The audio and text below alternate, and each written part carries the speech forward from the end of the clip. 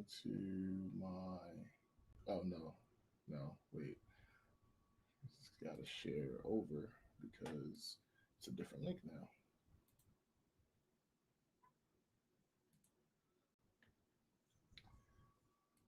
Bloop. Move, move, move, move. God damn it, you Facebook. Err.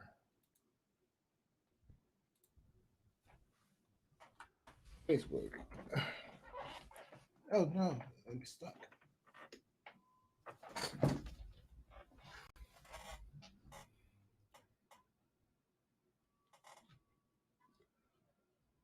Yo,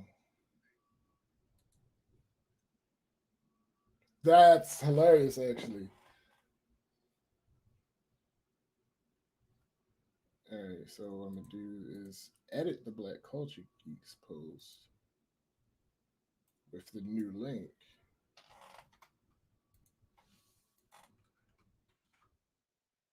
and save, and then every share is gonna have to be. I think it's gonna have to be deleted. Let me see.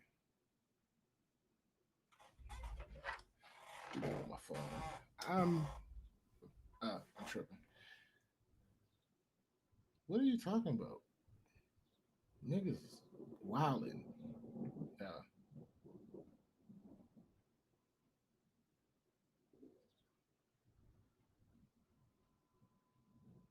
What? What you do?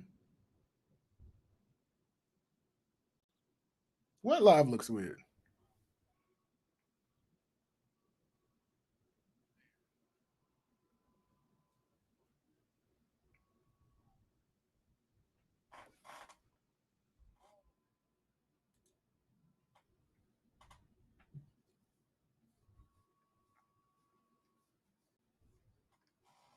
Yeah.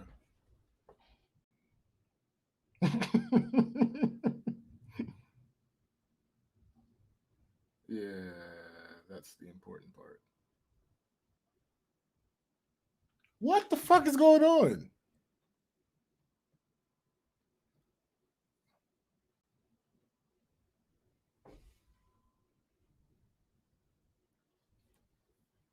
Hmm. Yeah. I'm gonna I'm gonna start recording. Say some things.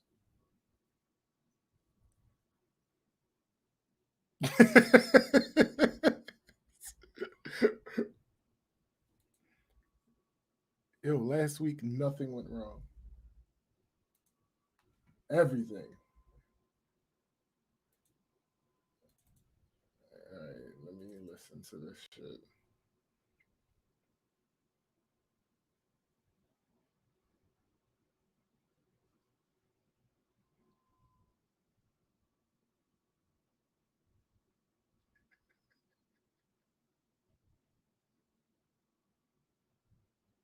Hmm.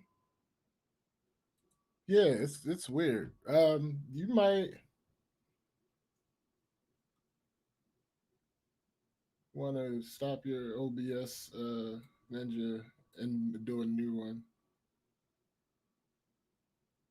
because I just did a recording. I heard you, but it wasn't like it wasn't right.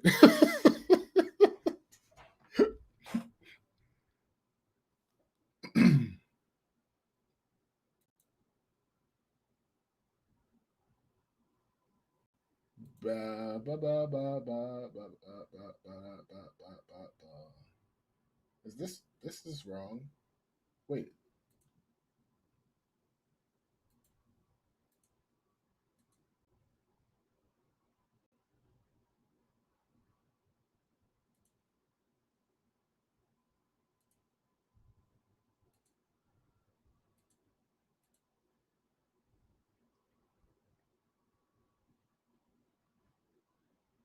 there we go. So if we share this, um,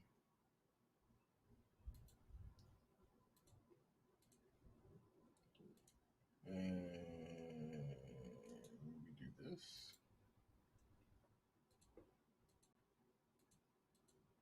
right. And we cap this and we place it here.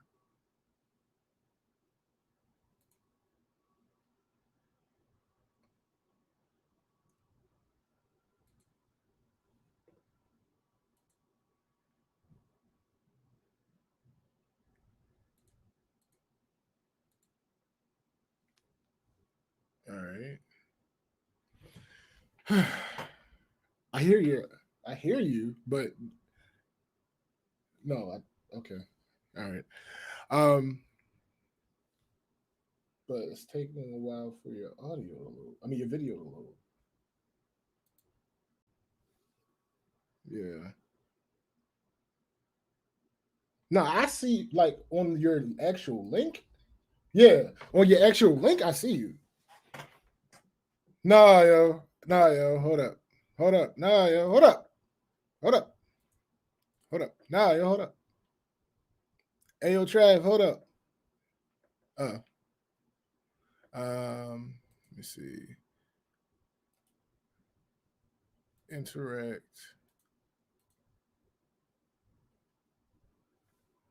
Something happened.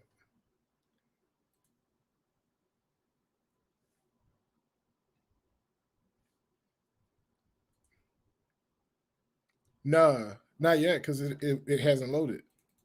That's not just the video. That is it not loading. I'm gonna put the YouTubes on the screen for a second, just so I can get it to refresh. All right, bet.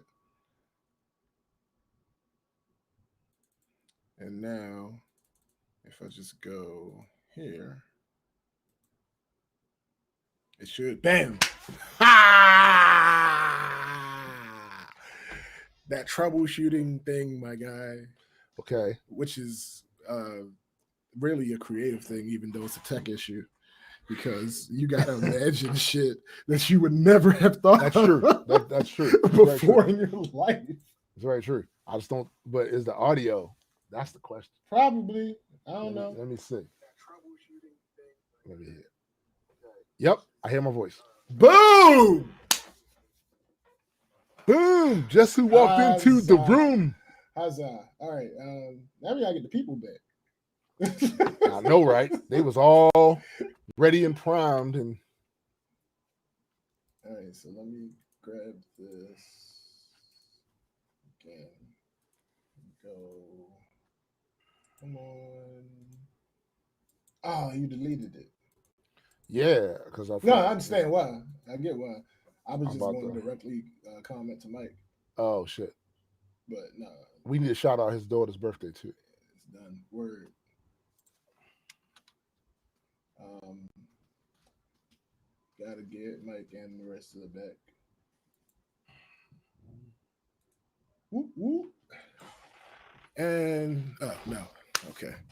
Ooh, ooh, ooh. Bang bang. Bing bing bing. All right. So I'm about to do another share. These things. Let me check because I wonder if. Oh no.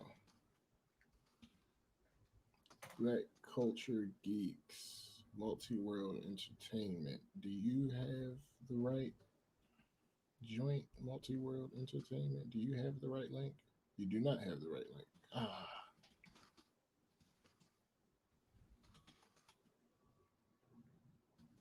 There was a problem deleting this post.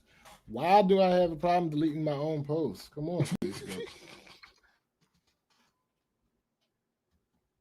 Okay, it's gone. Facebook be on some other type shit, man.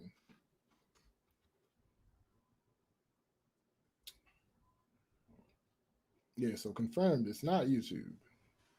Not YouTube yet. Still got my eye on you though, YouTube. Boom. No dogs allowed. Yes. All right, so All right. reshared it. And I have to do the same. Share. No, that's not what I'm going to do. Share to a page. Multi-world.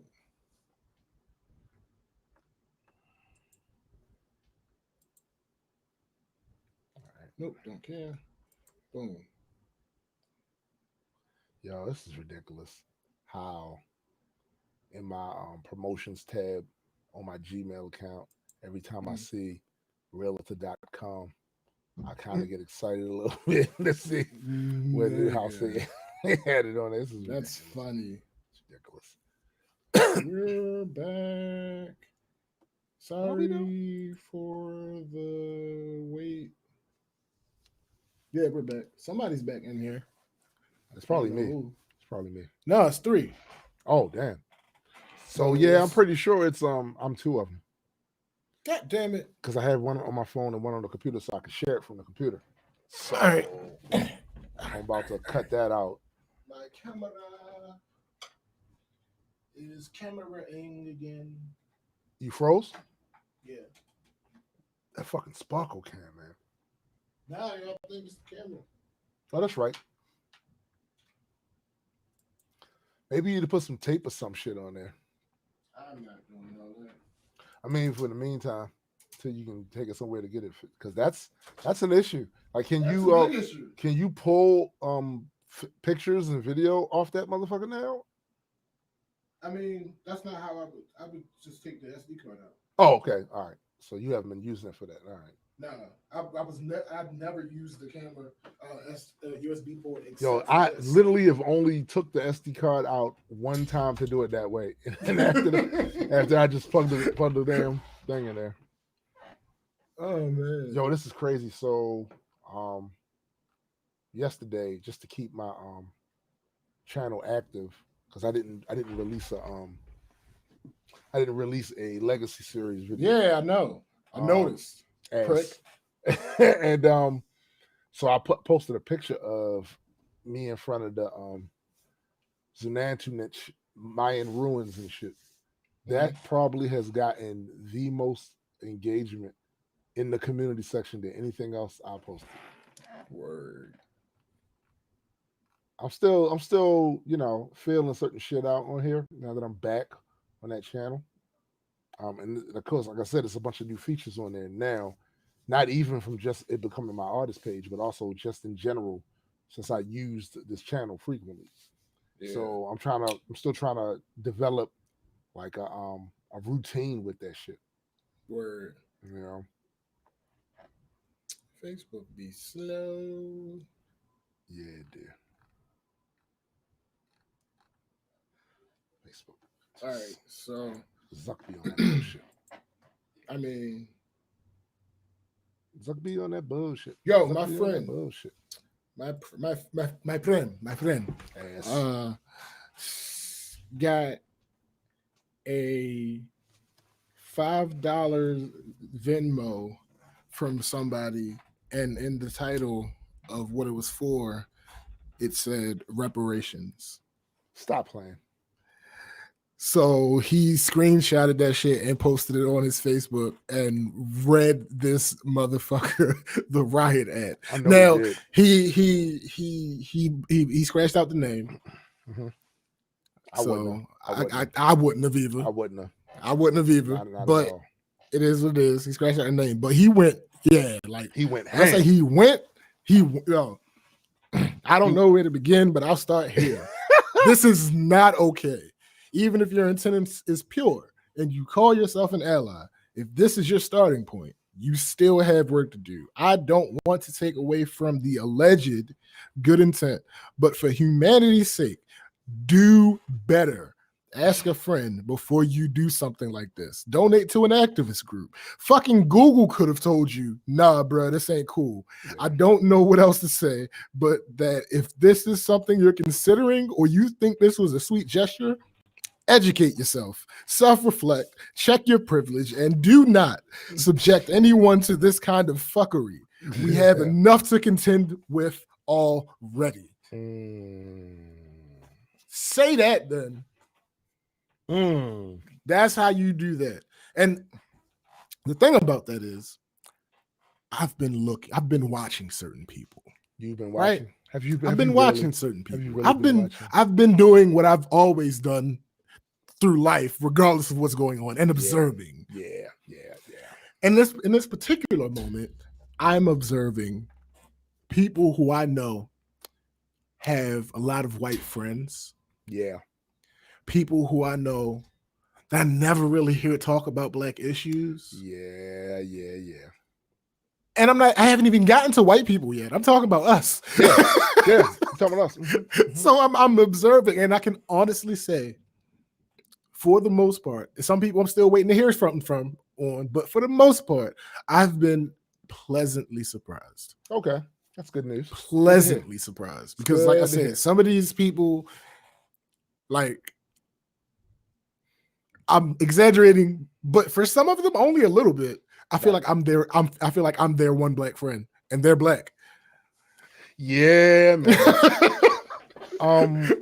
Look.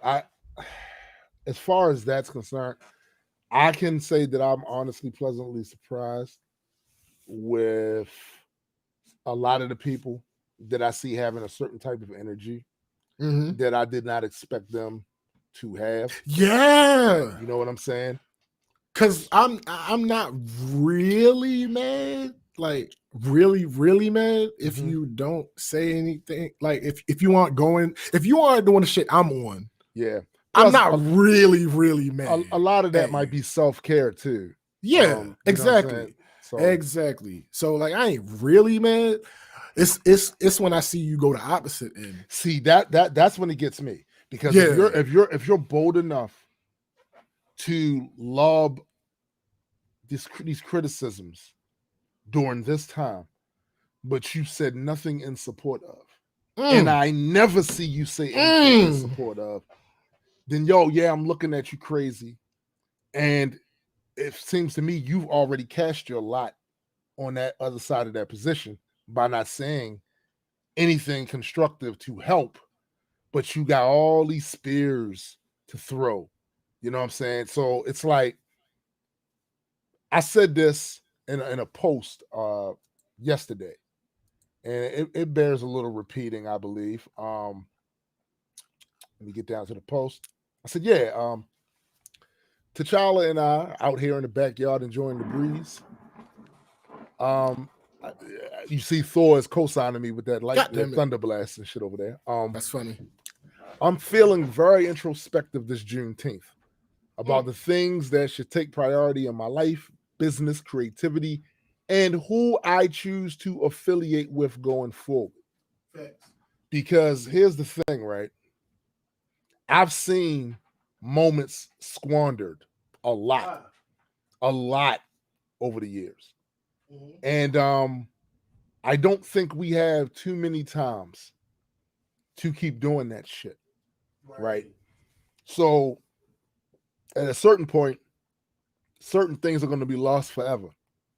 Yep. And you know what I'm saying? And I feel like this moment that we are in right now is the moment that we need to be not just taking advantage of it, but doing everything we can to extend it to get not a lot of this small stuff, although that's cool, but I mean some core shit taken care of, right? And we can ill afford some of you motherfuckers that just seem to want to undermine what's happening right now. If you ain't down for none of the changes, if you ain't down, because I'm gonna go into some of this shit on the show, some of the fuckery that's happening at the same time they're telling you reparations would be an issue. At the same time they're telling you that, right? It's other shit going on. You're being played for a sucker, but if you cool with that, then shut up. You're not involved, right? This is not something you want. Because how does the rest of us fighting for certain things affect you?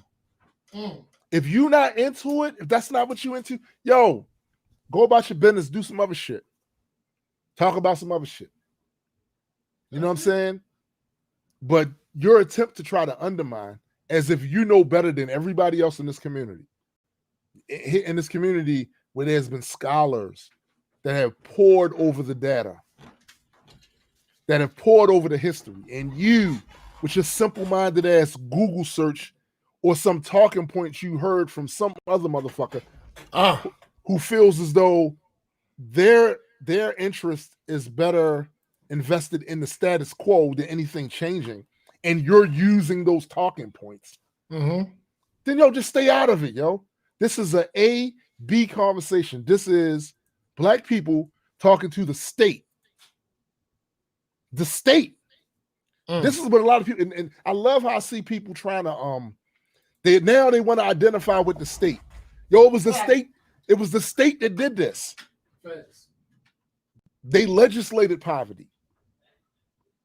They legislated lack of access. Yep. So we talking to them. We talking to them. Absolutely. We see you. We hear you. We hear you and responding. We hear and see you non-elected motherfuckers feel in a certain kind of way. Yeah. We see you. Yeah. We see that shit. All right.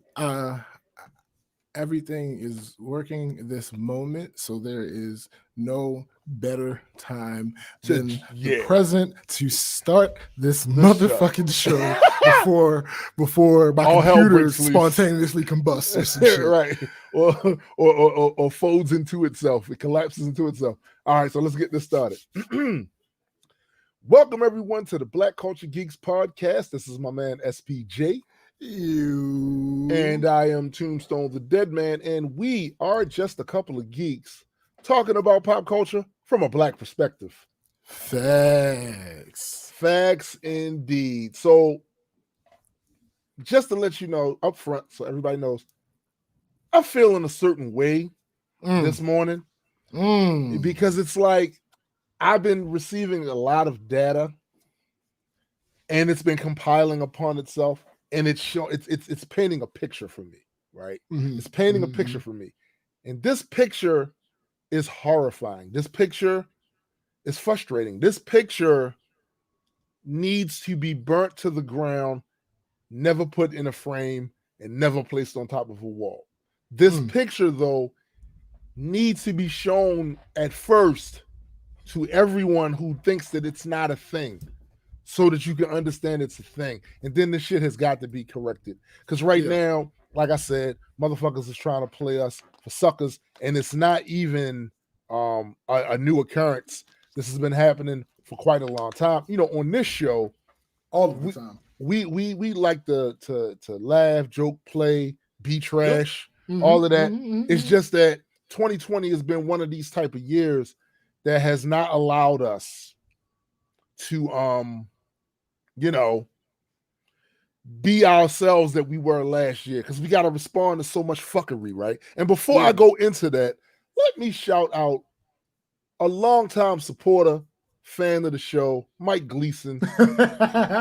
Folks nose back in the business with a mouthful of cake.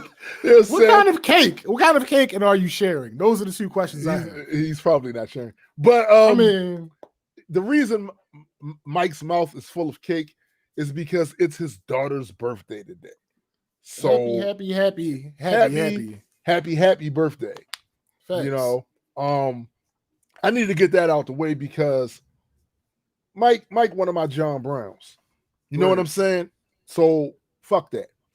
But back to what I was saying, like, I've been seeing shit, and we're going to talk about some of that stuff, you know, on the actual show and the topics. But before we kind of get in there, I just want to let y'all know why I'm feeling away. So I read an article today that says UK taxpayers were paying compensation to slave traders until 2015. All right. So this is why this pisses me off, because here in the States, slave owners got reparations. They got compensated. And to see people curl their lips up at the thought of the people they violated getting any kind of compensation for that, or their ancestors getting that, Mm-hmm. It's kind of crazy to me. You look Little bit. little bit. You look fucking weird to me with that shit. Because here's the thing, and I'm going to at this point speak on behalf of my brothers and sisters over there in the UK, because I'm down with the diaspora. I'm mad for them. Facts. They were paying taxes into a system, and that tax money was going into compensation to the families that violated their families. And y'all, and they kept that shit kind of on the low for real. All while when the conversation of reparations came up, it was pish posh. You guys are insane. No one should think that they would get anything for something that happened so long ago. And yet, 2015, they were still paying compensation to the slave traders. Yeah. So what this is more than fraud. Right? Oh yeah. This is more than fraud. This is more than malpractice. I'm going to just go out and say it. This is malicious evil. Yeah. This is malicious evil to do some shit like that, knowing that these people are paying into that system, right? Every time I hear that conversation comes up here in the United States, I usually hear the same canned responses and arguments all the fucking time. But the one thing I never hear, I don't see that same level of outrage. To quote my friends at Multiworld, Adequate, and SPJ, I don't see the same energy for is the disgust that slave owners got compensated. Right. And we didn't. Mm-hmm. I gotta say that the fact that there have been other groups in this country, take our Japanese American friends, that got put in the I'm gonna say it, concentration camps. They call it internment camps. Fuck that. Concentration camps. I ain't playing with y'all no more. 3 years. And they received compensation. 3 years. Right? We all clear on that, right? So at that time, 1942, 1945, whatever, around that time period, guess who was second-class citizens in this country? And I would argue third-class citizens in this country. Right. Black people did not have access to everything this society had to offer. So as a result, my grandfather, who was born in 1913, he didn't have access to everything the society had, so he had to settle for what could take care of his 8 kids. Absolutely. And that was odd jobs. He was a janitor. But with those type of jobs, this is honest work. But with those type of jobs, you can't honestly believe that he would have accumulated wealth that he could have passed down to his family. And you multiply that. You multiply that by all of your grandfathers out here that are of a certain age who had a chance to be out there. They didn't put a limit on what they could do, where they could move, what career goals they could have, what business opportunities they could have. And they had a chance, therefore, to accumulate some wealth to pass down. See, I'm not surprised when I hear people with the hypocritical fuckery who say that the past shit don't matter. But July 4th coming up, y'all gonna be celebrating some past shit. Oh, and by the way, that past shit you celebrating, at the same time, all that shit that you didn't made this giant American mythcraft around, that you're gonna be celebrating that shit. The things that happened to my family is happening at that same time. So if you're gonna sit here with a straight face and say that stuff that your Thomas Jeffersons, your George Washingtons, if you're going to say that the stuff they did made it possible for us to have the things that we have now in American society, then you also have to acknowledge that the things that happened back then to my family has something to do with the effect on my current community. And if you don't acknowledge that, that's fine. But it shows us what the intent is. Your intent is not to be intellectually honest. Your intent is to hold up a system that has a status quo that's been putting the knee on our necks. Yeah, I'm using that exact same phraseology for the very reason you think. That's been putting their knees on our necks economically, education-wise, and almost every other way you can think of, because it benefits you to do so. And if it benefits you to do that and to be cool with that, I don't fuck with you. I'm just telling you off the break. So that's why there's been a lot of people I didn't cut the fuck off, because this shit is serious. And at this current point in time, with all this stuff that's happening, if your main goal is to undermine that shit through some bullshit self-serving narrative, I don't have time for you in my fucking circle. And I don't want your name attached to my brand. The fuck out of here. Facts. Absolutely.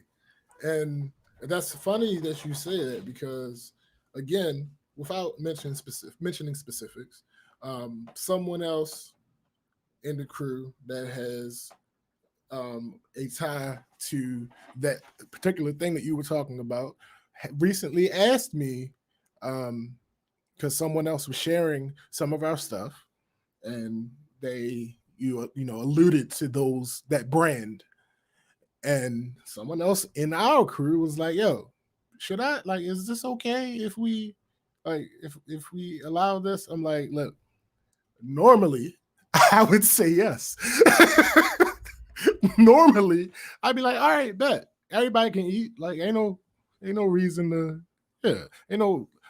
But no, you won't. You muted yourself again.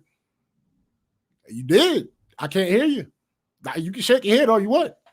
You can do all that. Oh, you listen. I can't. Nobody can hear you, my guy. Hey, I don't know what to tell you. All I know.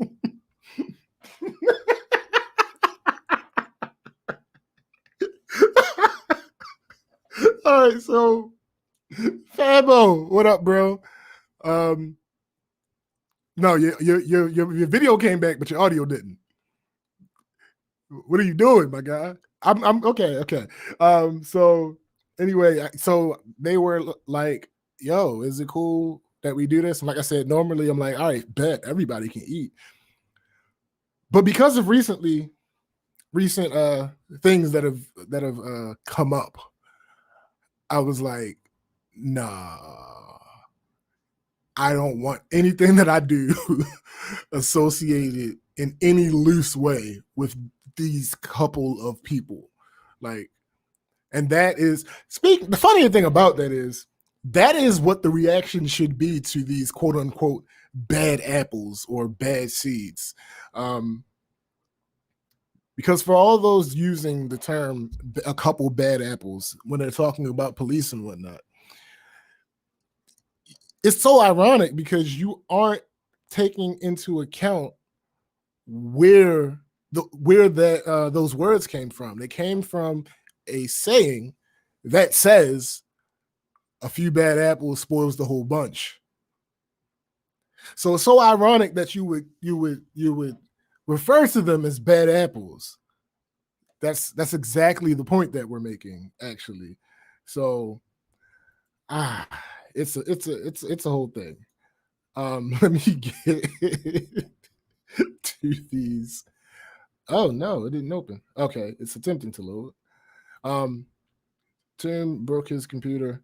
We've been all this entire morning. We're about an hour late because that's what we've been doing this entire morning. We've been breaking shit apparently, and it is not.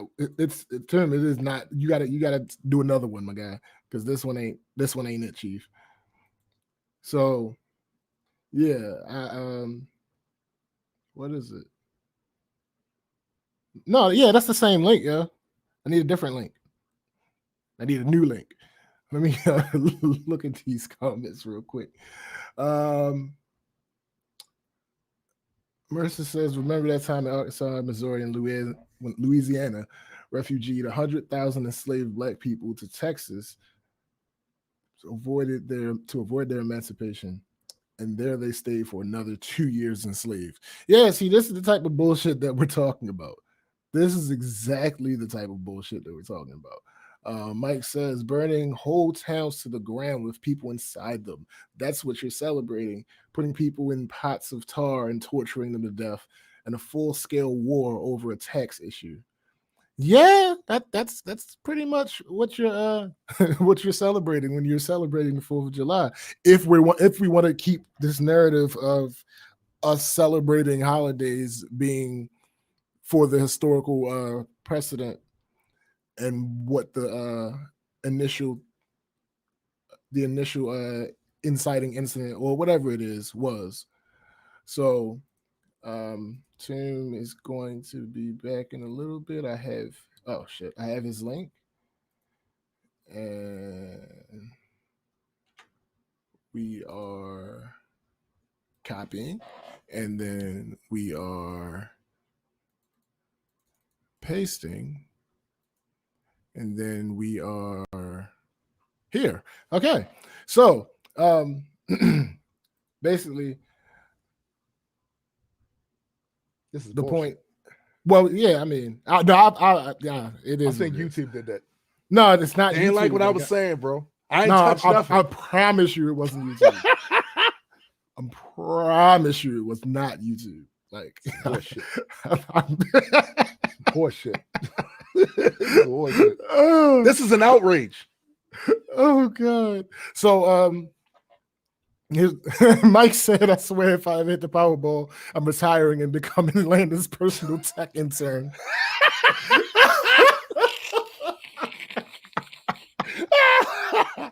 Hey, yo. All right. Shit is crazy. Well, so basically, we have a very interesting show. Yeah, we do. Yeah, we did. And I think, yeah, you know what? Let's just dive into it. I got to get this. J. Cole,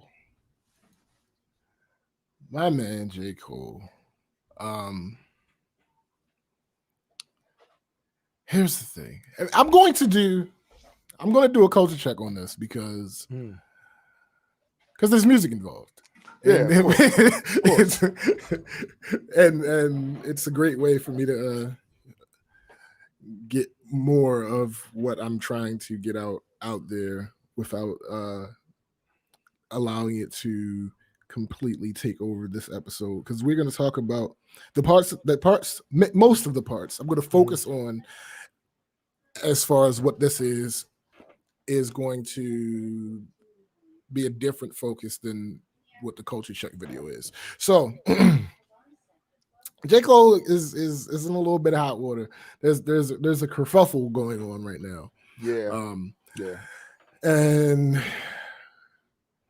here we go. So J. Cole surprise dropped a new song called Snow on the Bluff on Tuesday night, which many quickly assumed was a response to No Name's criticism of y'all favorite top selling rappers not speaking out about Black Lives Matter. Now, for a little backstory, No Name is a Chicago rapper, activist, very intelligent woman. She has a book club, like all types of stuff. I don't remember.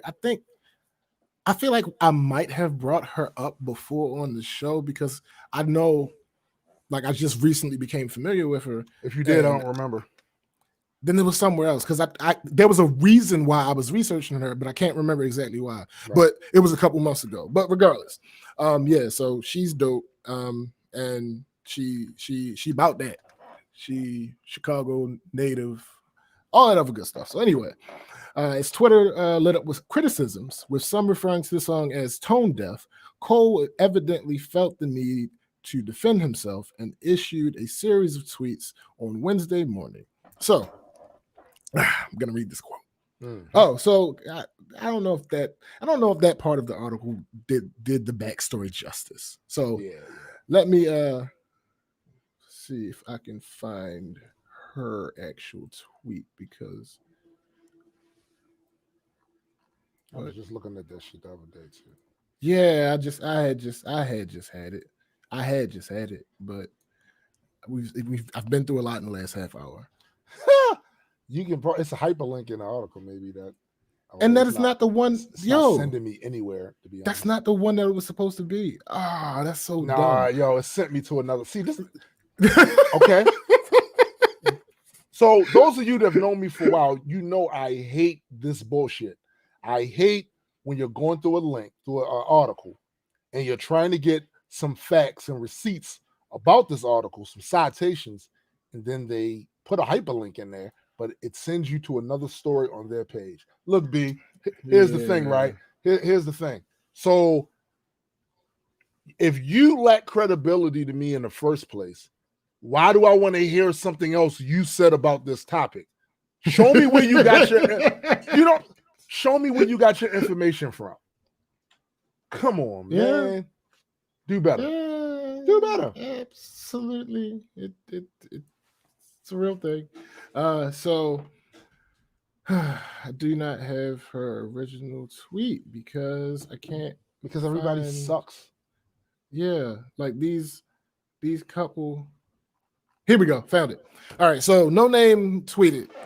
Poor blacks all over the country are putting their bodies on the line in protest for our collective safety, and your favorite top-selling rap is not even willing to put a tweet up. Niggas' whole discographies be about black plight, and they nowhere to be found. Now, we talked about this on, I believe, the last 2 episodes straight. Yeah. About whether celebrities should speak out or not. I think it's safe to say that the consensus that we came to is maybe. Yep, that was a consensus. It depends on the artist. It depends a bunch of things, and it depends on what he has to say. Yeah, I personally don't agree with her on this. Mm-hmm. I don't agree that they should be shamed because we don't know what is going on, especially if they have a track record, blah, blah, blah, blah, blah. We talked about this already twice. Yeah. So that part, I'm not riding, but it is what it is. She's absolutely entitled to her opinion, and there are a bunch of people who feel the same way she feels. Exactly, because I will say, in her defense of her statement, she's talking about a specific type of rapper. She's not talking about every single. She literally says their whole discography is about such. So she's obviously not talking about the ones that don't talk about this shit on a regular basis. Right. She's talking about a specific rapper who uses that imagery as part of his brand, as a selling point for who he is, and as content for his music. So she's not talking about everybody. She's talking about that subset. And the crazy part about that is there's 2 sides to that. One of them is the culture vulture shit. Yeah. Where, okay, you're using this for profit, but now what are you doing? Especially if you're not native to this community. It's like, right. Really? So there's the one side, but the other side is that a person could say, which is very crazy that he did not take this approach, but we're going to get to that. Another side of it that a person could say is, but I live this. This is what I do. Right. Nah, that is the exact point. I've used my entire career, and it froze again. I've used my entire career, and it froze on a very weird spot. Yes, it did. And it looks funny. I should screenshot that. Hey, Mike, screenshot that. Marissa, screenshot that. Shut up. And I've used my entire career to do what it is that I do. Right. And now you're upset, and it's like, all right, cool. So I didn't say anything this time. Right, weird flex, but okay. Right. But you don't know what I'm actually doing. Right. Because here's the thing. This tweet apparently came out literally the day before those photos of J. Cole being out protesting surfaced. Right. So, but that's not the main part of this. I just wanted to give you guys some backstory. Right. So, here we go.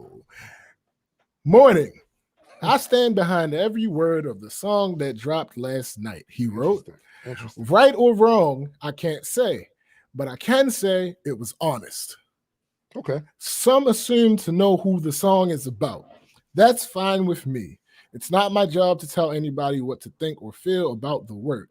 I accept all conversation and criticisms, but Magnanimous. follow no name. Now, he goes on, actually. Does he though?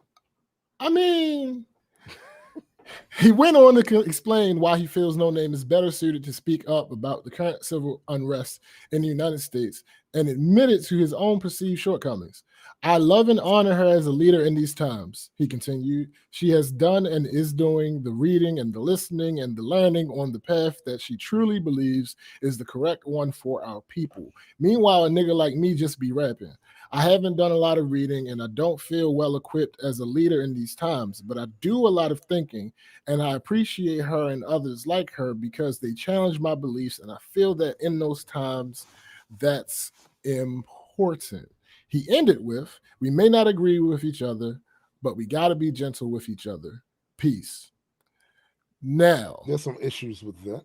Oh, all the issues. but you go first, my guy. You go first. So first, allow me to say that there are some in the song itself.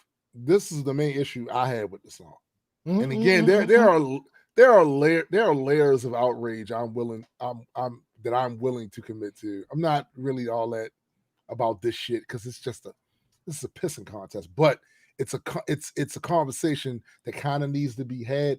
I just don't know how we have it while all this shit is going on. He kind of tone policed in that. Oh, and my thing is not kinda. He literally said the word tone. Yeah, yeah, exactly. My thing. First of all, thanks, Mike. Mike got the screenshot. Appreciate that. Like that's never the way you want to go with that shit. That's literally never the way you want to go with that. And anywhere in that conversation, ever. Like telling people, yo, I'm gonna tell you, the only time I tell people to watch their tone is if you somebody I don't fuck with. Yo, you know what's funny about that? You know what I'm saying? So Kev on stage talked about this, and he was like, that's one of the biggest issues about this, that he said, watch your tone. He said, as a black man, if you were approached by another black man and y'all were having a conversation and one of you said, watch your tone, the response would have been, well, what's up then? Yeah, exactly. Yo, in the discussion, like the only time you have to be somebody I don't fuck with or I'm angry at the time.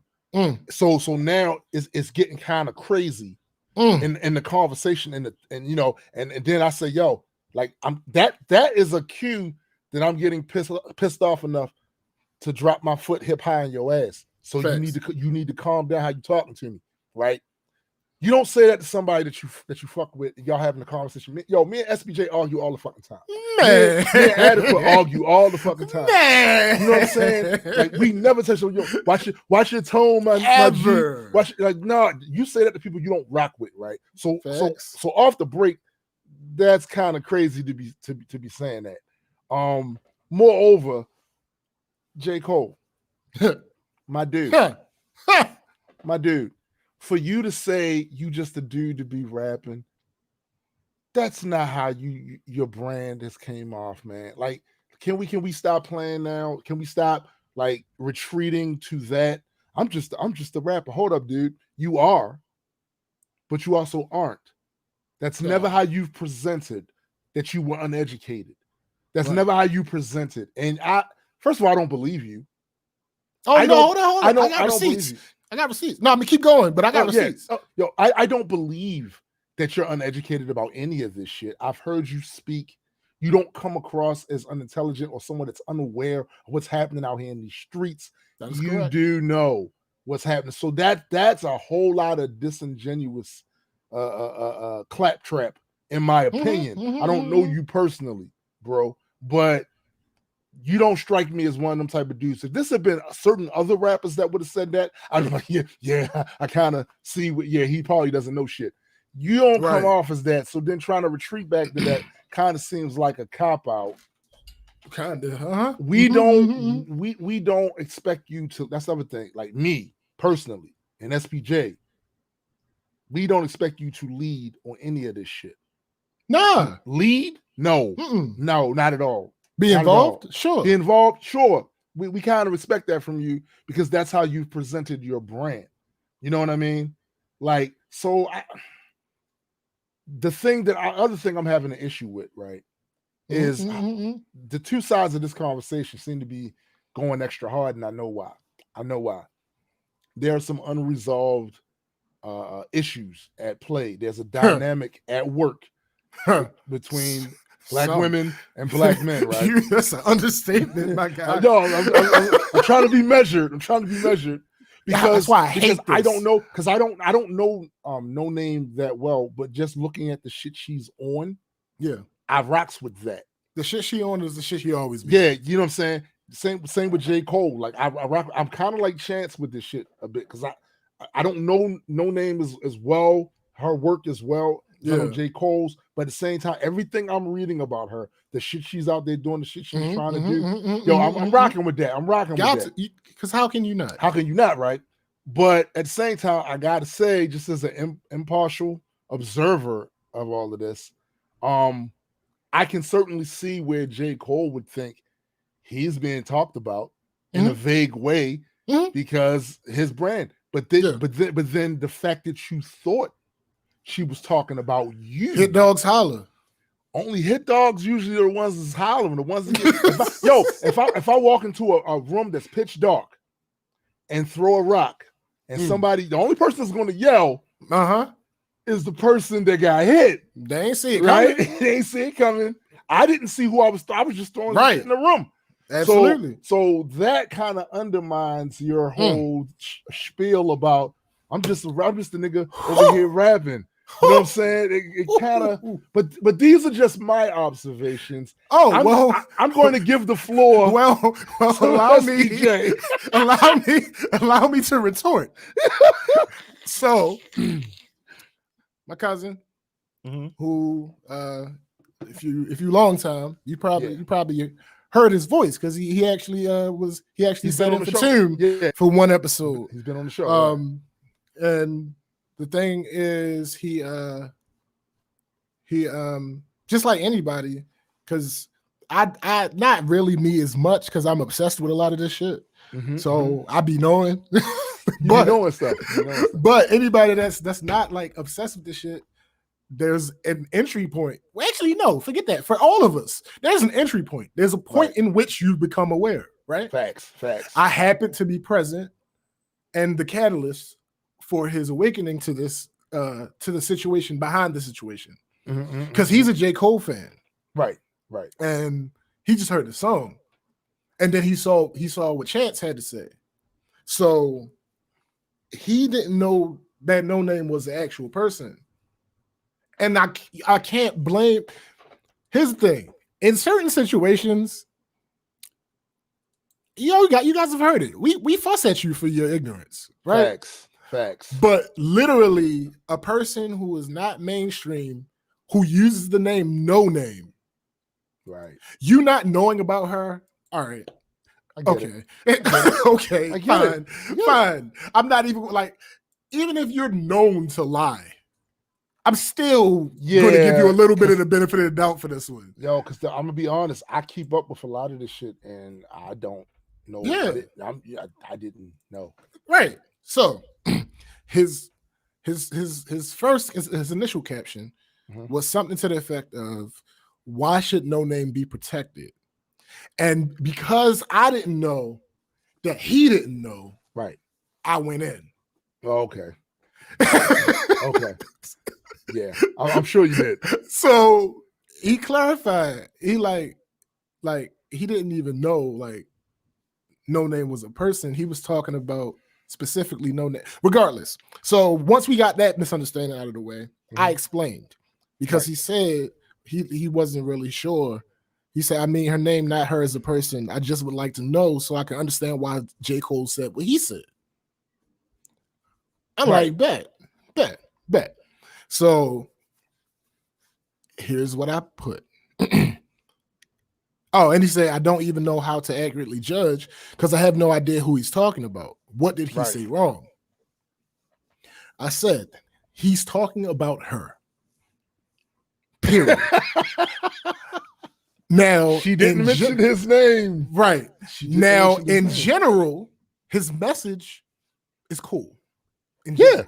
In Yo. general, his message is cool. There definitely execution. Yeah, there are definitely horrible parts about it, but Yeah. in general, his message is cool. His execution, his rhyme schemes were dope. Like, Yeah. But I said I have three main issues with it. One, there is a narrative that black men hate black women. Yeah. Given what else is going on right now, Yeah. it's crazy that he put out a whole song Yeah. to respond to her. Yeah. Yeah. That's one. Yeah. Two, which is what you address. He basically told her to watch her tone. It's a dog whistle. Yeah. And we're gonna get into that with the last topic of today, because the last topic last topic be fucking y'all up. But anyway, we're gonna get to that. And three. So now suddenly he's not woke. Yeah, yo, And we're all crazy for having that thought. So all the black plight, all the building up black people, all the Malcolm X talk was imagined by us. His last feature that I'm aware of was him on Rhapsody's album in a song titled Sojourner, where he says something to the effect Sojourner, as in Sojourner Truth. Oh, okay. Go ahead. So, quick plug, real quick, for anybody that hasn't heard, listen to Rhapsody's album, Eve. Every title on the song is a black woman. And the songs correlate to something about them. It's dope. Fire. Amazing. It's fire. It is my favorite album. It's fire. It's my favorite CD. It's absolute fire.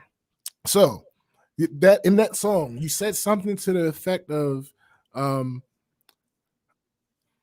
so what's the outcome? I heard these kids don't know about Malcolm, and I'm sort of heartbroken because the elders lost hope in our youth. So what do you that's not about enlightenment and black empowerment, and that's not what who you talking about? Malcolm Jennings? Like, what Malcolm are you you're not talking about Malcolm he's X? talking about the dude from Malcolm in the Middle of the show. Oh, okay. Got you. See, so my cousin was like, okay, yeah, I can agree with all that. I don't think he should be canceled, though. He's worried about the wrong things, yes, but I believe his intentions were semi-pure. Yeah, and my response was, no, they are. Oh, they are. For real? Oh, wow. Black Twitter. Shit. The women of Black Twitter. Oh shit. And there was some of us over there too, but the women of Black Twitter.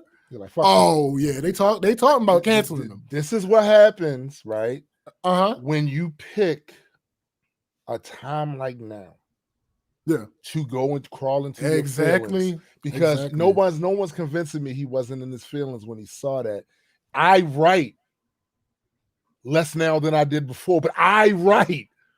Usually, it's when you're feeling about something.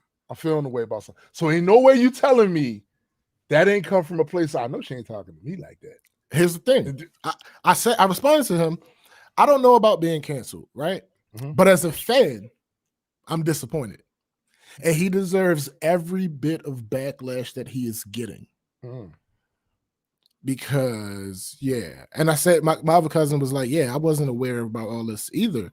And I'm like, the song itself isn't that bad. It's just everything in context. Yeah. Like, you would only see issue with what he said if you're aware of everything else. He even says in the song that she never mentioned him. Right. But he took it personally. Right. And he throws out the whole self-deprecating thing of, I just have an average IQ. Like I said, it's just disappointing. That might be true. That might be true. But what we're talking about doesn't requer you to be Einstein. It really doesn't. Does not. Does not. Which is why I'm so I don't get the whole angle of I don't read. Yeah. Yo. Because what does that have to do with anything? I don't listen. First of all, I don't believe it. And well, this is the reason I'm saying this is a specific reason why I'm saying that. Because when you're talking about reading, like people are trapped, and I feel a 20th century outlook on what reading is. Oh, you gotta have a stack of books. Got to be a book, paperback. My dude, I read every day. If you go through articles, If you're looking at articles, like you're that is still reading. That's is still not reading, yo. It's just like magically some different thing because you're not holding paper in your hand. Right, yo. Listen, that's just not how that works. It's not how that works, and I don't believe that he. First of all, as an MC, right? I can say that, right? 38 the MC that but the MC that he is, yeah, and the words that he uses, yeah, it doesn't strike me as someone who doesn't read. And the other thing about that, Chuck D said years ago that the average rapper tends to rap about what he knows. Facts. So if you don't know much, you're probably not going to rap about much, right? Yep. Come on. Yep. No one has ever said that about you. So 10 years. Well, 11 or so. But the point that I'm making is, in the song, he says something to the effect of, I'm not who y'all think I am. But you've been telling us that you're this person for 10 years. So if you're not who we think you are, it's because you told us that you were something that you're not. Yeah, you fucked up, not us. Yeah, it's not on us. Like, and he didn't. Now, to be fair, he didn't say this verbatim, but I got from it like, yeah, that's y'all putting that on me. Yeah, no, nigga, that's not what's going on. You notice how nobody put forth. You notice how nobody put that on Wayne. No, not one person. You notice how nobody put that on Boosie?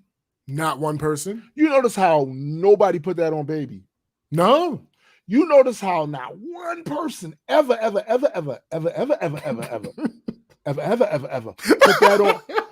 that on Lil Yachty or Young Gunna? Nobody. Never heard it. So why we put that on you, bro? I wonder. Marketing and branding is a motherfucker, man. And you branded yourself in that position. It's a nice slot to be in, because what it does is it adds to your credibility and mystique. So it's not just that you're a talented rapper, because there's plenty of talented rappers, right? Oh yeah, it's plenty of. It's not that. It's I use an example that's more intimate to myself, right? I am by no means the greatest rapper on the face of the earth. I'm all right. I mean, it depends on who you ask, but all right. But shut up. But that's true, but shut up anyway. But one of the reasons why I stuck out to my audience, it was the songs, but it was also the imagery. Yeah. The imagery matters. It was something they could connect with. It's something that they didn't have, like on a visceral level. You don't have to think too hard about death. All of us knows what the fuck that is. My brand is attached to that construct, to that paradigm, to that entire image. So it's easy for people to go, oh, okay. That's why I get tagged in all kinds of Grim Reaper shit that has skulls in it. Anything to do with death, entropy, whatever. Yeah. I'm tagged in that. So why are they shooting fireworks already? Because it's still daytime. Hey man, it's dark outside because of the clouds. So it's not dark outside. No, my God. I'm trying to give him a break here. I don't know exactly what's going on. Side note, for everybody that's listening that's not on my Facebook, that didn't see that post, they have been shooting fireworks around my way for literally the last 2 months straight. Like literally every day. I don't understand. It's kind of impressive, actually, that they had that. What did you do? Your audio is gone again. This guy, this old man, he played one. Yeah, your audio's gone, my guy. You can try to talk all you want. It's not gonna do anything. No, it doesn't matter. Yeah, I understand you're saying you didn't do anything. No, I get that. Yeah. I get that you don't. I get that you. That's fine. Cut it off and put a new one up, and so I can put it. Yeah, because you tripping. Yeah. Yeah. Whatever. It is what it is. You got to take care of it. So, like I said, every day, literally every day, for the past 2.5 months, they have been doing fireworks around my way. I just don't get it, and it's kind of impressive. Like it's not even. It doesn't even bother me that much. It's really impressive the fact that they have so many fun. I wonder if they took like their stimulus package and just dropped all that on fireworks, like, because Mike, Mike says, okay, that does it. I'm buying $30 of Powerball. I have no idea what's going on with this old man. All that I know is I can't really blame it all on him because we've been having tech issues all day. So I'm not gonna blame it all on him. But I can't hear you. No, I'm joking. Yes, that was a horrible joke to make given what's going on. But no, I get it. I understand. No, they can't hear you. But you can. Okay, now they can hear you. For the duration of this podcast, my hands will be here.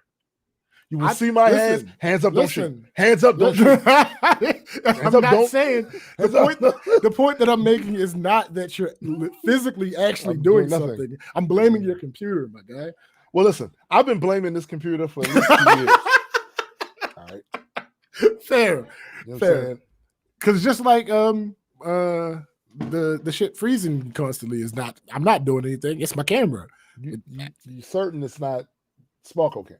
No, because you have Sparkle Cam. I do. but my shit has frozen. Not often, but it's definitely not as often as yours. I'm about to say, bro. But when mine decides to freeze, it freeze. Well, again, it's been good for a while now, but knock on wood. But that's not real wood. It's. I don't even know if it is or not. The point is, yeah, I when mine happens to decide to freeze, it happens like every 10 minutes or so. Yeah. But anyway, back to the J. Cole thing. So No Name responded. Yeah, she put a song out. I heard it as well. And here's my thing. Matter of fact, I'm gonna save this for that last topic. Okay.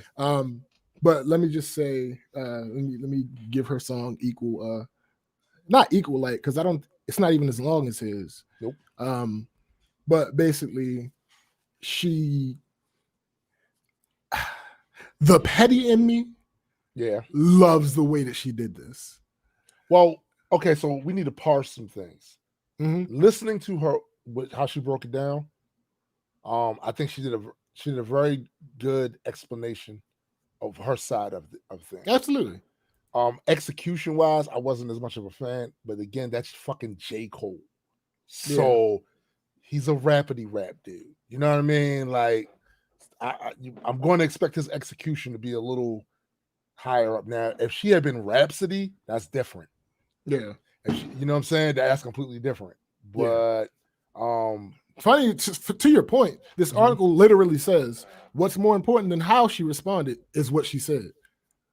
So to your point. Yeah. I don't think it's controversial to say that just from a visceral sound audio level, of course his shit sounded better. Yeah. The Chicago rapper brought attention to the important issues that are happening right now. Why Toy and Body, it froze. It didn't. It sounded like it froze. Okay. I got PTSD, yo. She says, why Toy and Body don't embody all the life she wanted? She questions in the opening verse, referencing Black Lives Matter activists. I'm not going to even begin to try to pronounce her name. I'm just going to go with Toyin because that's what people have been doing because I can't pronounce her name and I don't want to. I'm not about to sit here and butcher it. You're not about to butcher it, right? Who was found dead on June 15th. In the following verse, she discusses George Floyd's final words before he was killed by Minneapolis police. Rapping, when George was begging for his mother, saying he couldn't breathe. You thought to write about me? Yeah. No Name was highlighting the issues that many wished J. Cole would have been talking about instead of releasing a song like Snow on the Bluff. But it also served as a teaching moment for a broader audience to inform them on the killings of Black people, especially Black women, that often go unheard and underreported. This is the big difference between their two songs. She responded to him, sure, but throughout that entire thing, her agenda was the same shit she been on. Yeah. This is unjust. This shit needs to be fixed. We need to do better. Right. His agenda was, you hurt my feelings. Watch your tone. You hurt my feelings. If you said it differently, maybe we would understand. And how often do we hear that? Right. It's like I recently, because one thing we're gonna have to start doing is start calling a lot of dudes out. Black men are the white men of Black people. You know what I'm saying? It's time to call other dudes out because basically our women are saying they don't feel protected, they don't feel supported. Mm-hmm. So now all you musty, dusty, stinking, weak, soft dudes that are out here doing some of this shit, we calling you on your shit. So if you would have recently just had gotten but now mind you, this particular exchange did not go ugly because dude accepted the correction, right? He accepted it, right? But it could have, right? So kinda. It could have. He kind of accepted it. He kind of did. Yeah. I said what I said isn't really right. No, this isn't the same. Oh, okay. This is a different situation, right? So, dude brought up something very like petty, a petty dispute with the post instead of focusing on the overall point of her post, which is that they have to deal with issues from the pandemic. They have to deal with what the white supremacy. Wait. No, that's about the last topic. Oh, well, yeah. What I'm saying is she basically said that, and he didn't realize what he had did wrong. Yeah. And I came in and told him, like, yo, right. You brought up something petty. Mm-hmm. I don't know if I talked about this on the show, but one of my Facebook friends that you froze, you broke it. God damn it! One of my Facebook friends, he was talking. He has many times in posts when he talks about this idea of black men hating Black women, and I'm like, all right, that. And some of what he does is he provides a talking point for people to discuss. So there are times when he plays devil's advocate on his post, and it's a feature. It's not. It didn't happen just because it was this topic. No, it is what he does on his post. Right. So, for the record, that is a very. How can I put this? There are times when that works out fine. There are times when it's helpful, and there's times when it's absolutely not. Really not helpful. Yeah, but even knowing that, I still was like, no. Right. No, bruh. It's like I've been bringing up recently. Human beings, it is what is one of the things that we do better than anything else we do, is we take our personal experiences and we convert them into facts. Yeah, all the time. It is just what happens. All the time. So if a particular woman is going through life, and every single relationship that she's been in, the other man has treated her like shit, and just like crime, interpersonal relationships are largely based on proximity. Yeah. And if you happen to be a Black person, it is likely that the people in your proximity are also Black.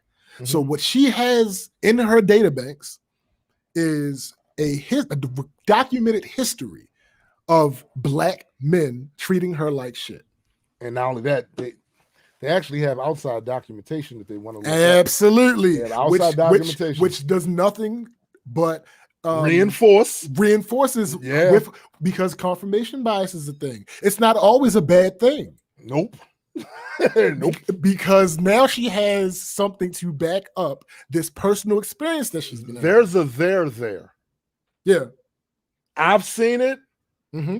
Anybody else that want to play like they have it because they don't like extra weight being put, because I get it. You see, I know what you're thinking. You're thinking, damn, man, we got all these bad bones on us, and now somebody put some more bad bones on us. Yo, the truth is the truth, my G. Let's listen. The truth is the truth. I've seen it. So, all right, I hear you. Of course, no one's saying it's everybody, but we shouldn't have to. You know what the fuck you're talking about, right? And again, we're just gonna have to go to the next topic because everything. Because the funny thing about how I set this up, I didn't do it on purpose, but the last topic is.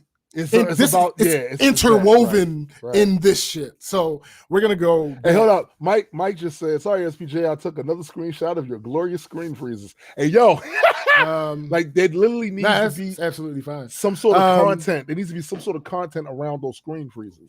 We got to figure something out. Yeah, it'll happen. Actually, hold on. How long? I want to go to. Because we skipped this last time. I want to go to this because, I think I know what you're talking about. All African American reparations bill has passed in California Assembly. A bill proposing compensation to African descendants of slaves has passed the California Assembly. The bill has passed the California Assembly on Thursday with a 56-5 vote. The bill was already in play, but advanced most likely due to recent protesting and noting these past 2 weeks after George Floyd, Breonna Taylor, and a number of African Americans were murdered by police and white vigilantes. The bill still needs to pass the Senate and be signed into law by Governor Gavin Newsom. If the bill passes, 8 people with backgrounds in racial justice reform will lead a study and determine who would be eligible for compensation and how it would be rewarded. Assemblywoman Shirley Weber, a Democrat from San Diego who wrote the bill and also leads the Legislative Black Caucus, said the study will be including the fact that California participated in slavery, even as it joined the Union as a free state in 1850, Weber stated. Discriminatory practices of the past echo into the everyday lives of today's Californians. The panel conducting the study will start meeting no later than June 2021. Many other races and groups have been given different forms of reparations or compensation. For example, after Japanese Americans were held at internment camps in World War II, the U.S. government apologized and paid survivors $20,000 each in 1988. Right. So, I had honestly never considered before this point that this could start at the state level. There's a reason I had never considered. There's a reason you never considered it too. The reason, because when we think of states and the country as a whole, we think of these states as having resources enough for that state, right? But not having, the resources that the United States government has, because all of these states are funneling their tax money into the government coffers. Right. So that's probably why you never considered it, because I certainly didn't consider it either. And to be quite honest, I can see some validity in that from the fact that, the whole Civil War, it was about the states' right to own slaves. Yeah. So you know what I'm saying? Like, I mean, but see, here's my problem with it though. Black people didn't stay in one state the entire time their bloodline was over here. I think that's the point of the committee. I think, well, not the entire point, but I think that's a part of the point of the committee. Right. It won't necessarily be easy. No, it's not, because to be honest, I if you was to ask me right now, like, I know I got family from North Carolina and from Virginia, right? But I cannot, without seriously going and speaking to my elders, which I'm losing a lot of, what I'm saying, about specifics, who moved when, where, why, how this started, you know what I'm saying? So it's like, this is another reason why people kind of want the government to do the shit, because then it would be an overarching thing where you like, look, we was here, we was here. Stop playing. Yeah. See, I'm lucky or unlucky enough, depending on how you look at it, given this topic, that both sides of my grandfather and my grandmother are from Georgia. Right. I know that. Right. I know that part for sure. Right. So, but again, I can't all right. So my grandparents are all gone. Right. Yeah. None of them started in Maryland. Right. None of them started here in Maryland, and it's simple enough to find out where they started from. But they also weren't slaves. Yeah. They weren't slaves. Right. You know what I'm saying? So it's one of these things where it's the generation before them. Yeah. It was around that generation. So, and they're all, of course, all gone too, right? Yeah. So now I would have to figure out the migration patterns of my family. Yeah. And with a state like, all right, so say you take California, a lot of people that's in California did not originate, their bloodline didn't originate there in California when they first came to this country. The majority, I would say. They didn't. So now, how is the state going to do this? Are they going to say, well, if your bloodline wasn't over here when we had slaves, this don't apply to you? Like, how does that work? But these people are still living there now. Like, at this point, wherever their origins were, they're living there now, and they're descendants of slaves. They're descendants of slaves. And that's the thing.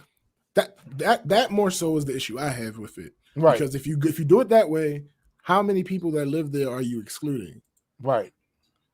It could be people. All right. So here's the thing about reparations, in my opinion, and honestly, I started having this thought about it very recently. Right.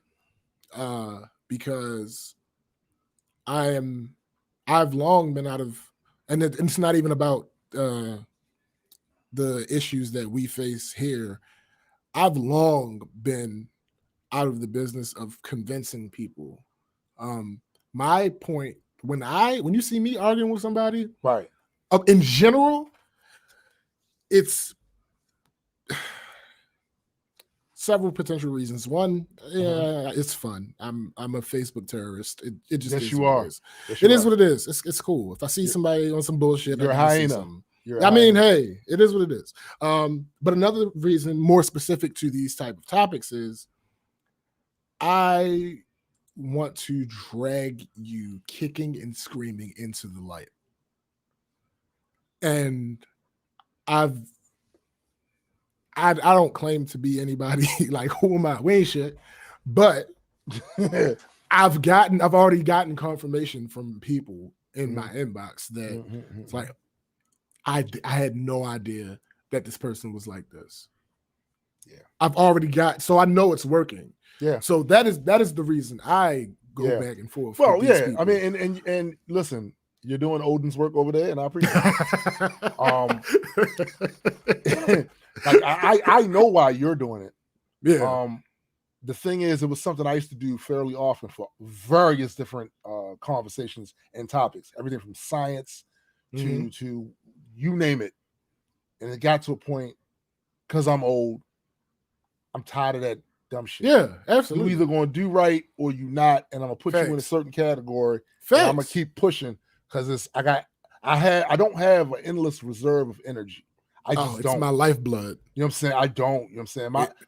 My energy has to be reserved for things that I feel like have a more positive result, and I feel like some of these motherfuckers I don't want to talk to. I'm at that point right now. I don't want to talk to you, yo. Absolutely, and that's why you have a hyena. Yeah. But this recent thought about reparations that came to my mind was basically partly because of the people who, well, I ain't never had slaves. We kind of covered a bit of that at the beginning. How I feel about that, motherfucker. I don't want to hear your bullshit, because you know what? You ain't declared war in no other countries either, but your tax money still paid for the arms, still paid for the soldiers to go over there. Missed me with the bullshit. This country has obligations. Here's the thing. You can have that. That ain't even what I'm mad at. for purposes of and now this is going to be a little bit controversial to some people. Like the best, the most apt analogy I can think of is what the murderer of George Floyd was charged with. Mm-hmm. There are two arguments. One argument is when he was initially charged that charge wasn't enough. But the other argument was, yeah, you might be right, but this gives us the best actual chance of getting something done. Putting him away. So, because if he was to walk on if they feel, I don't feel that it'd be an overcharge, but if they feel, and you also got to understand, this is that systemic shit we be talking about. Mm-hmm. Mm-hmm. So they all in the same bed, man. They all in the same bed. Oh. So any loophole, anything they think they can use to get him off, to validate him or whatever, I don't trust them not to use. Yeah. So I certainly get that other side of the argument as well. Yeah.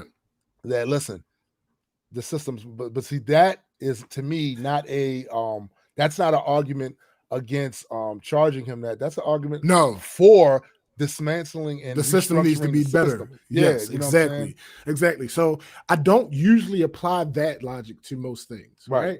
But given all the shit that I'm saying, mm-hmm. it seems to make sense to apply that to reparations. Mm-hmm. All right, forget slavery, right?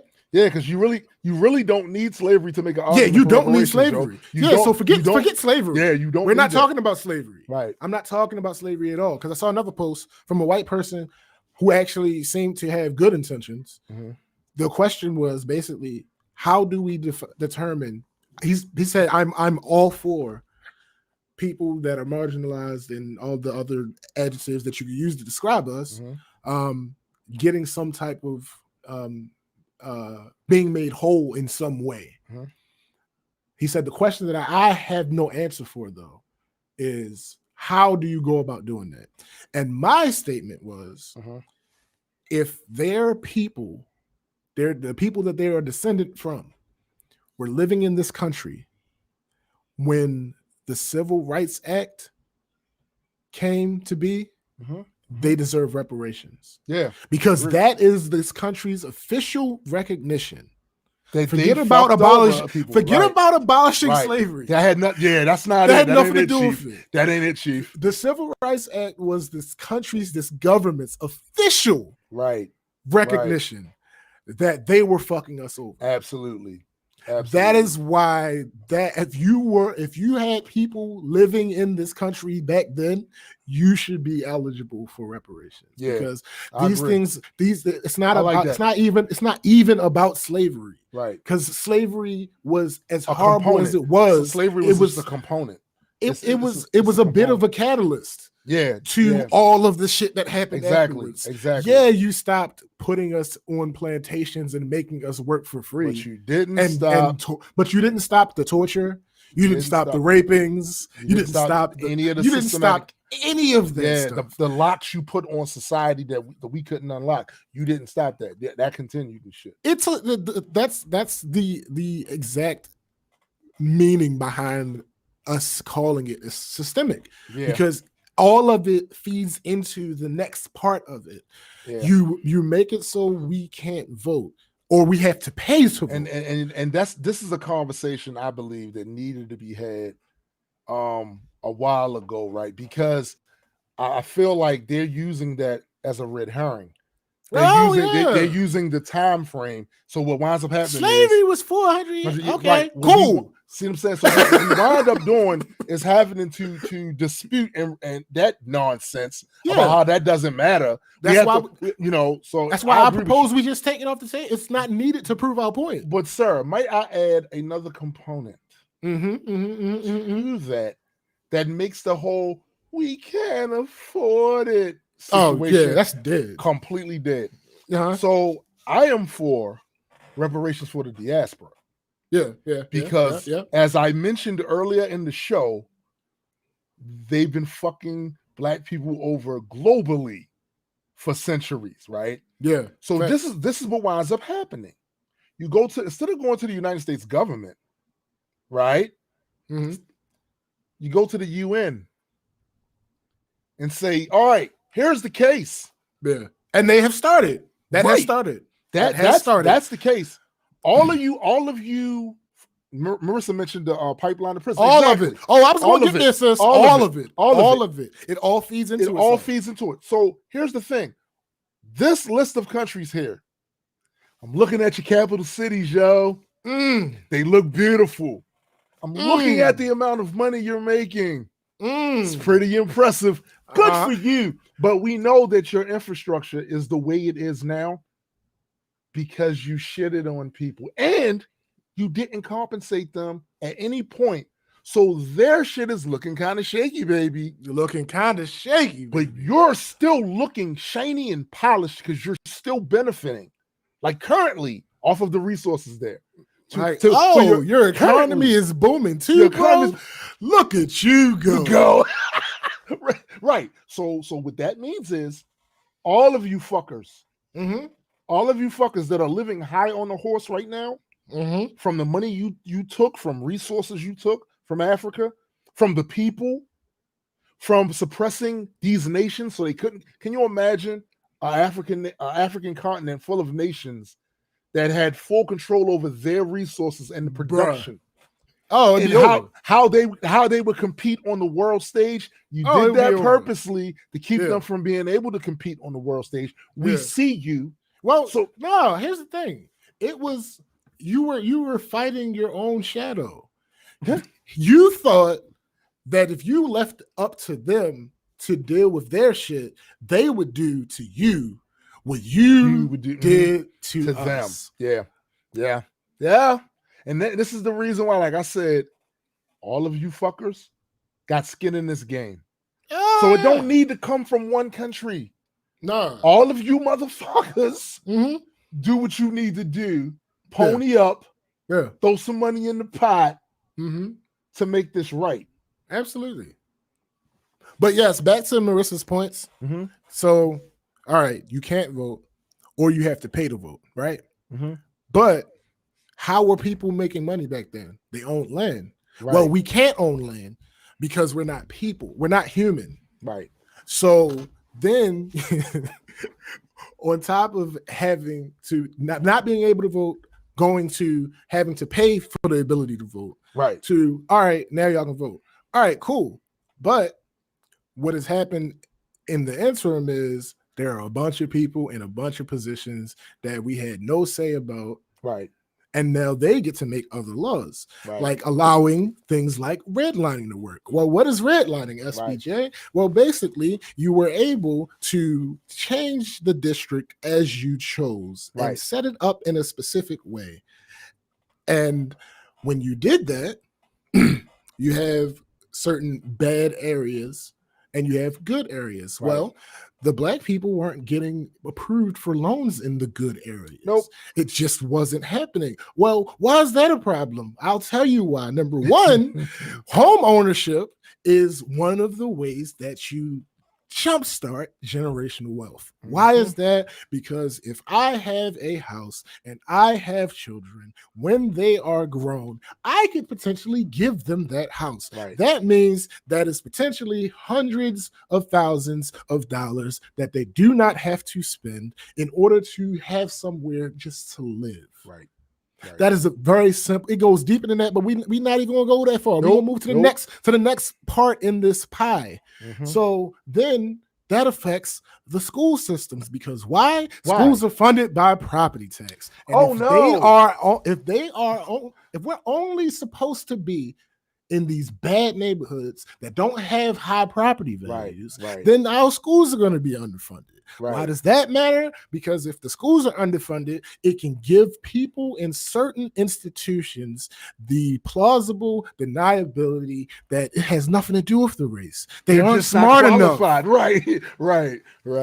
Right. It all goes together. It is all tied in together. And that is the thing. When you have that system going on, even when some of those systems stop, It doesn't matter because the damage is done. It's not just like the argument. It's not about not being racist. It's about being anti-racist. Right. They are distinctly two different things. You can be, you can just not care about the shit. Right. It's absolutely possible. Right. And I have nothing against you if you don't care about it. You just not on my team. Right. And I know you're not. You're just not on my We team. don't know. We know. It's clear you're not on my team. Right. It's No, cool. right. It's fine for you to not care. Right. I'd much rather that for you to be on the racist side, but you're still not helping me in any way. So I have no use for you. Right. You can be gone. So it all ties in together. It does. And it reminds me, that was a very good breakdown, SBJ. As a matter of fact, that's worthy of a clip, a promotional clip. Word. But also reminds me something else you said about how just because you change the laws, those systems are still in place. Yeah. It's kind of like, and the effect is still there. It's kind of like when Malcolm X said, if I stab you with a 12-inch blade, you're going to be injured. If I pull that blade out 6 inches, you're still going to be in pain and injured. If I pull that blade out all the way, still, you're still damaged and there's still scars. Yeah. So again, wait. To take that even further. Yo, this is crazy. So they tell you not to remove what punctured you. Right. Because if you remove what punctured you and there isn't something in place to make keep you the whole, blood, then you just make the situation worse for you. To relay it back to real life, all right, so when redlining stops and we are now able to get these loans in these good places, our credit's already fucked up. You did nothing to fix our credit. You did nothing. You did nothing to fix our credit. You removed the obstacle. Okay, fine. That's a half measure. Yeah, at best. That's a half measure disguised as a solution. Right. Because the thing that was in your way is now gone. Sure, absolutely. Right. Thank you. Right? I appreciate you for that, but you still got work to do. There's still more movement to make. You remove redlining. Now we don't have credit to qualify for these loans. Now we still don't have the money that we would have had we had houses. Right. That's where reparations comes in. And this is one of the reasons why I have noticed there is this focus on trying to isolate each individual thing. Every time you have this conversation with people, as an example, police brutality, they only want to bring up the murders. Yeah. As if that is the only thing that's part of this. There's literally a narrative that's floating around in the head, thanks to what they did to us here, that we're extra aggressive, we're extra criminal, we're all of this shit. So in their dealings with us in our community, they are abusive. And this is one of the things that they only want to focus on, the killing parts of it, because this is the eventual outcome of what happens when you're extra aggressive. Some people are going to get killed. So like they're not even bothering to talk about how many times niggas that got beat the fuck up. Right. I've seen it. I've seen it. And it's like, they only want to discuss that because they think they can minimize the criticism by saying, "Oh, it's only this amount of people." Yeah. Right.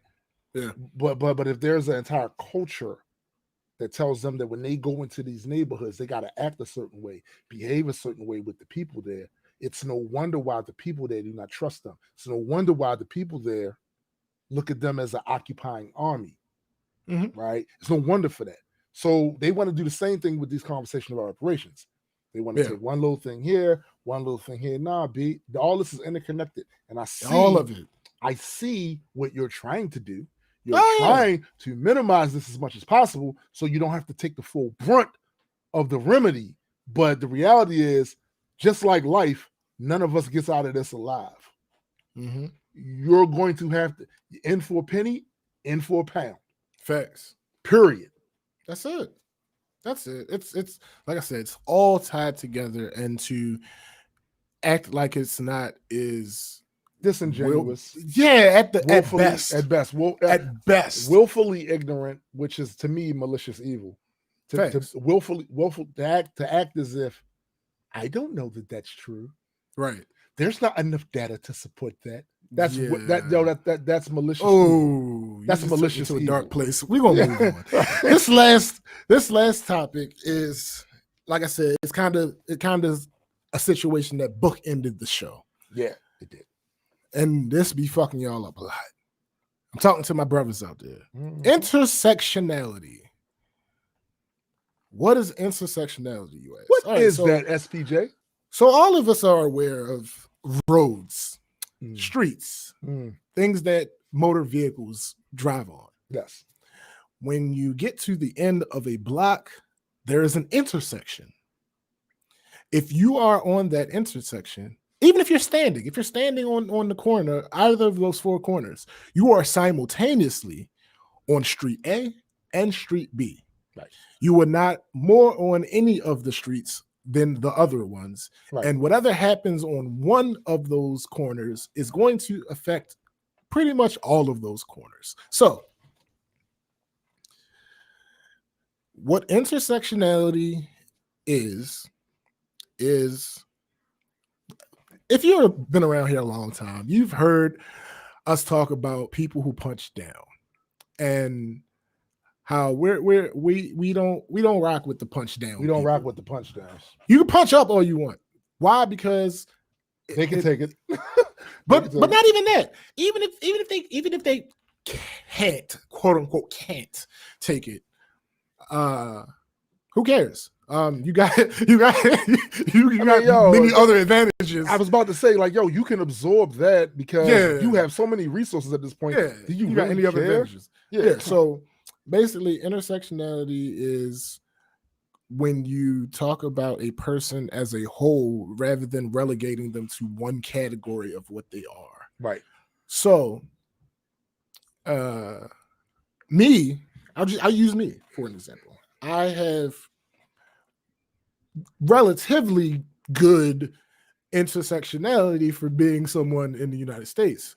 I am the negative is, as far as the being in this country is concerned, the negative is I'm black, right? But as far as my sex, I'm a guy. That's a win. Yeah, it's a win. As far as religion, I'm Christian.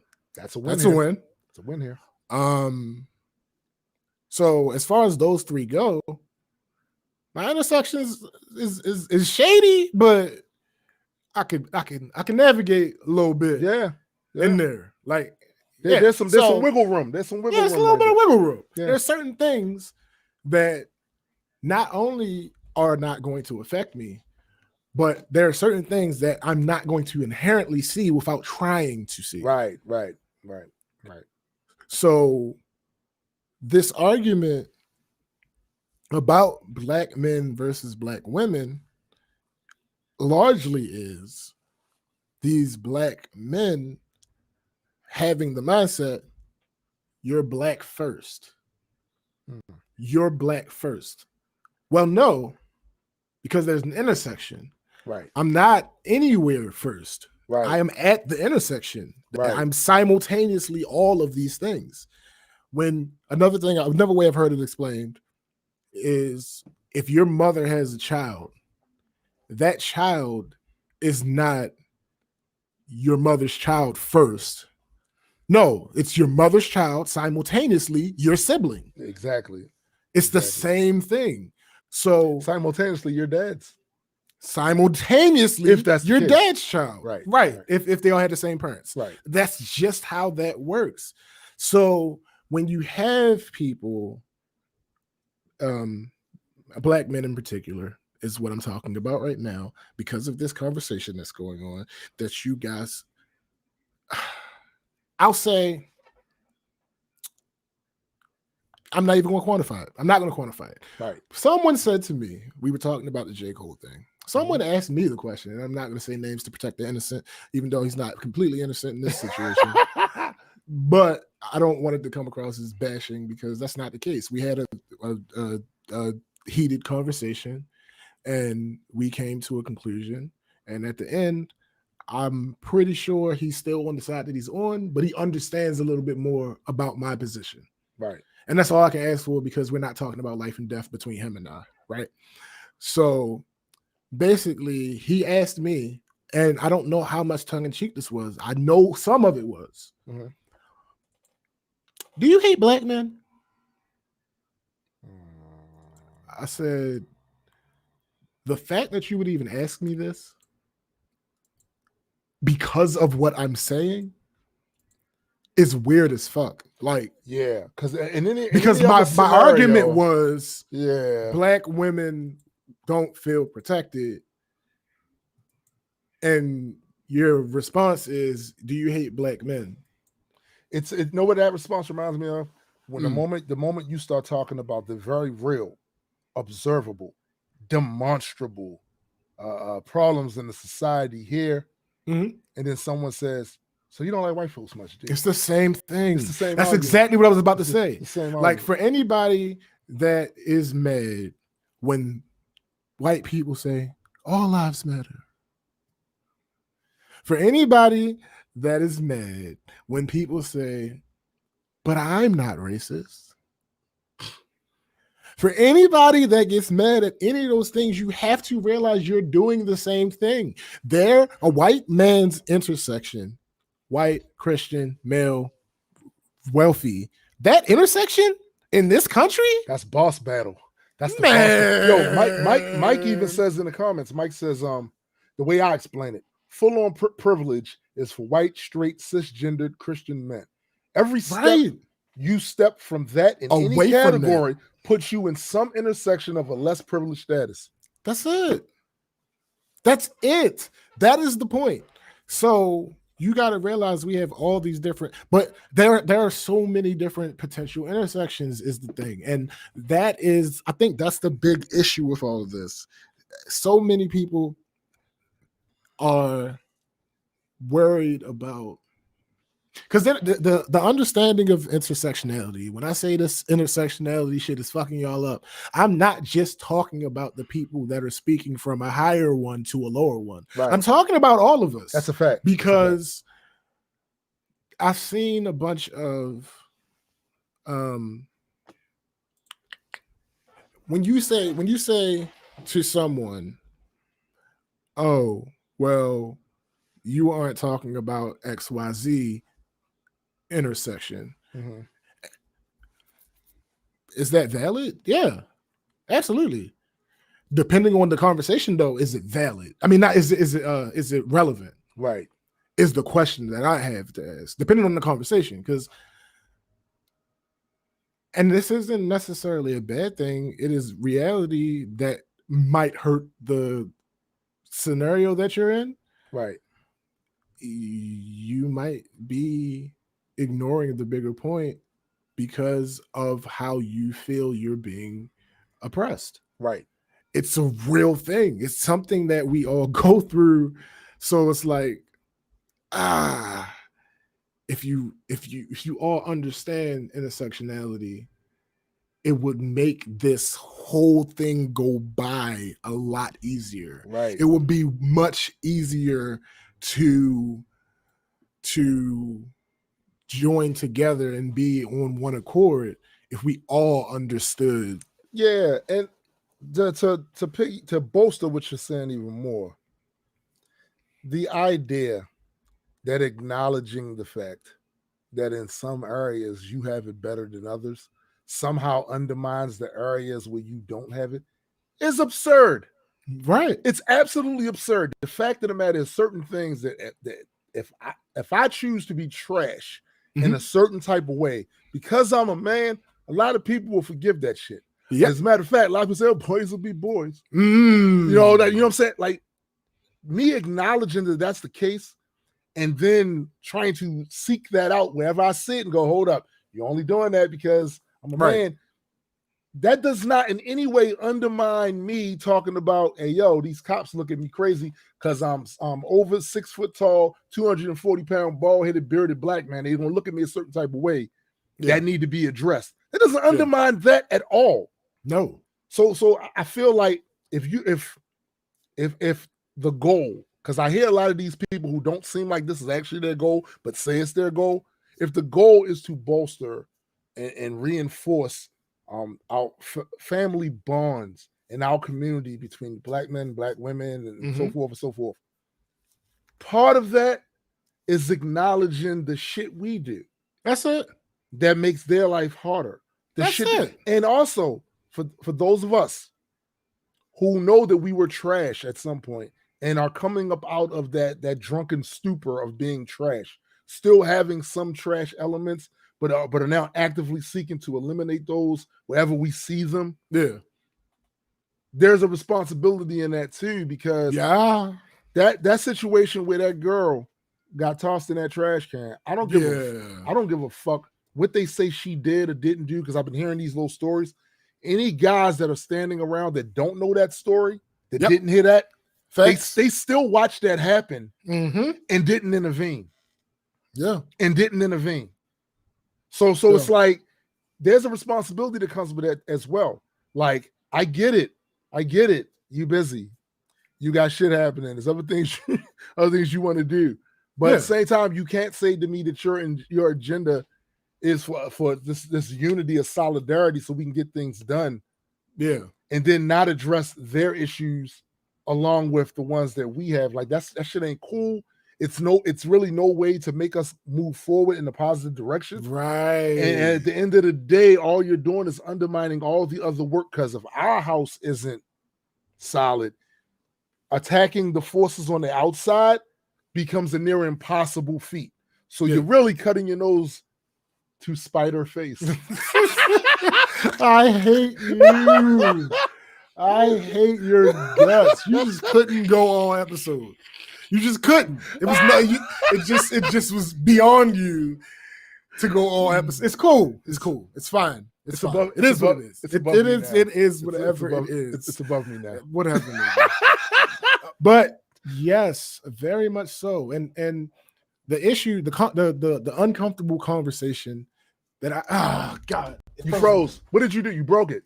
No, well, maybe, but no. The uncomfortable conversation that I would like. You know how they say what's understood don't need to be said? Yeah, it's time to stop that shit. Well, the uncomfortable conversation that I would like to be understood so it wouldn't have to be said is there's certain things that are important but not relevant.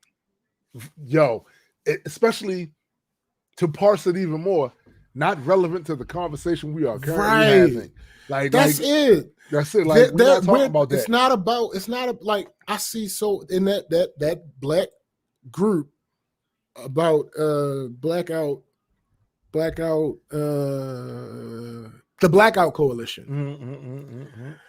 The entire group is supposed to be, well, not speaking to what the goal is eventually, but as of right now, the goal was doing a blackout on July the 7th. Right. And it's like, all right, cool. But there are so many divisive posts that are allowed to get through the administrator's approval. Right. And it's like, is this really important right now? Like, why, if this is supposed to be your goal, shouldn't that be what it's centered on? Why are you diverting attention off into these other lanes that's going to... Why are you allowing it to happen? Yeah, why are you allowing that to happen? Right. Yeah, it's like, it's 1.2 million members in this group. So they all chose to join this group. For a specific reason, right? Like, there was a little bit of goal there. I don't know. Because here's the thing. Niggas don't read. No, that's true. So maybe half of them read and understood what that was about. But what it seems like, looking at some of these comments, is half of them just saw that it was a black group. Right. And was like, all right, well, we doing black stuff right now. See, that this is a problem. Yeah. With not doing the your due diligence to figure shit out. It's just the same as when me and you was talking earlier when I saw that one thing where Terry Crews tried to bring up the Houthis and the Tutsis and try to compare those situations, their situation, to what we have going over here. And it's like, yo, you are monumentally uninformed about that situation. And this is the same thing in the group. If you it says blackout, I think I'll join. Nah, B, you better find out. You better find out what the mission statement is. You better find out what they're in there to do. What is the main purpose? And then it's up to the moderators. And again, I'm like you. I don't care that there are 2-something million people in here. Like, at a certain point, the moderators, and I know it's going to be difficult to do, but if you do a steady diet of making it clear on that in that group, this is what we're here to discuss. Anything outside that takes a random postings of the admins posting that every so often. Gentle reminder, right? The purpose of this is this. This is what we're talking about. Any other topics that you want to discuss, you're perfectly welcome to discuss that in other groups that are for that. That's not what this is. You know, that's the reason why in my comic book group, I keep things comic book related. Now, yes, there are Hydra tentacles outside that link to that, and that's fine to talk about, but it has to connect some way with comic books in some way. Because if not, there's no reason to have the theming of the group in the first place. Right. If we're going to talk about anything and everything else, then it's just a group of people just spewing, whatever. Exactly. And what I would do, I wouldn't even let people post. Yeah, it would just be my team. My team is doing all the posts. I agree and with that. The thing about that, somebody might be like, well, start your own group. Well, here's the thing. I don't know if I mentioned this on here, but when you go to war, there is not just one job. Right. There's not just one duty. Right. Right. There are a bunch of people who have a bunch of different duties that are their duties specifically. Right. It is not, even though I did this to some degree before, it is not really in me to start a group and be the owner of the group that a large amount of people, and that's not what I'm here for. Right. Like my kind of niche that could pertain to that would be analysis. Right. Right. That would be my, like, you have people like you might be the type of person that has the type of charisma or connections to get a bunch of people to come together, but you might not be the type of person that has the necessary skills to galvanize them once they come together. Right. Once you get them here, what are you going to say? Right. That's the whole thing. That's what marketing. That's the part of marketing that people miss out on. Right. All right, you got them here. Cool. Now what? Right. Right. And this group has been failing at the now what? Right. And you gotta kind of know what your lane is. Yeah. And what you're good at. Yeah. Everybody's not a leader. I'll get a classic example. So with the whole multi-world thing, part of my personality is I have vision about shit. Yo, we could do this. Right. Yo, we could do that.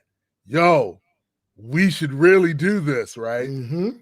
So I formed, the outer shell of like, yo, we should be doing this. But I don't always have the time. Right.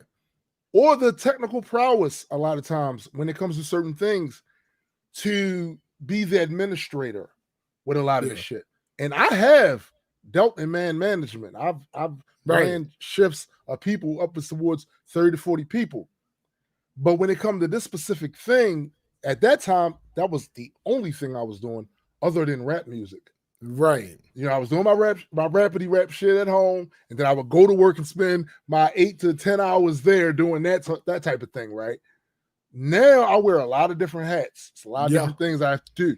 So in our situation, who stepped up? SPJ stepped up. So SPJ actually executive produces a lot of the content that comes from this shit. You know what I'm saying? So it's like you got to know your role in that, and you got to be comfortable with that shit, because me personally, I have no problem following someone who seems to have it on the ball, Facts. I have vetted them. Yes. They have a plan. They know how to do it. Yo, It's easy. What do you need me to do? That's it. What do you need That's me to it. do? Right? What am I here for? What am I here for? You know what I'm saying? That's funny because that's exactly how, like, when my mother would have get-togethers at her house. Mm-hmm. Until I like, as I was growing up, until I figured out exactly what my role was going to be. Right. Up until that point, it was always, "Mom, what you need me to do? Right. What you need me to do?" Right. And some might say that's an extreme example. It's not. It is somebody who is in charge, and you trust them, and you understand that they have a good overall view of what's supposed to be happening. Right. And you know that you can be helpful, but you don't want, number one, you don't want to step on toes. Number two, you may not know exactly where you're best needed at that point in time. Exactly. Hey, what you need me to do? Because there's somebody there with a bigger picture than you. Exactly. Like they see how this is all supposed to come together. Yeah. So you go to that person because they see where you fit in that puzzle. They see what cog in the machine you're most useful at to get certain things done. And I'm good with that with certain things, but I'm not good with that with everything. Like, I literally can say, yo, we need to be doing this. We need to be doing that. But as far as the minutia of the details and all that other shit, that might be something I don't logistically have the time to dive in. Yeah. Somebody's got to be there's a job for everybody in this. Thanks. You just got to figure out you got to utilize people's their gifts, their skills, the shit that they're actually really good at to make the whole machine move. And sometimes not even that, sometimes just their availability. Yeah, because sometimes you literally need that's the other thing. Grunt work is honest work. It needs to be done. It needs to be done. Like classic example. There are a lot of things that are happening right now with multi-world and hopefully the near future. There's going to be a need for that sort of thing where yo, we're on location. We have to carry certain equipment we got to carry. We need somebody we need a vehicle that's big enough to carry some of this shit, people to help set it up. They may not necessarily be in front of the camera. Right. They might not be actual personalities inside on the content itself, but they're every bit as valuable as what the people that are in front of the cameras doing, because we couldn't do this shit without them. Like, that's it. That's another example. You need to feel good about it. Another example. I think I've mentioned this on the show before. So right now, Multi-World has 3 podcasts. We have so it's this one. It's let's discuss Disney Plus, and now it's Metas and Mutants with me and Cyrus. Yeah, so currently we have 3 podcasts. We have 3 podcasts, but we have a live stream video gaming thing that Addie does. But that's not necessarily a podcast. So right. So we have 3 podcasts right now. I executive produce 2 of them. Right. Well, because this one is the one that was moving first. Right. This one gets more. It's my baby. It gets more of my attention. It's also the flagship. Well, this literally opened the gateway for all the other ones as far as us learning how to do it. Yes. The proper way to do it and all that. Yes. You know what I'm saying? So it holds a special place. Right. So it gets more of my attention. So when me and Addie started getting to the point for Let's Discuss Disney Plus, where we were going to put episodes up, I tried to do the same thing, but it was like, I really can't. Right. Like, I would run myself crazy. You would.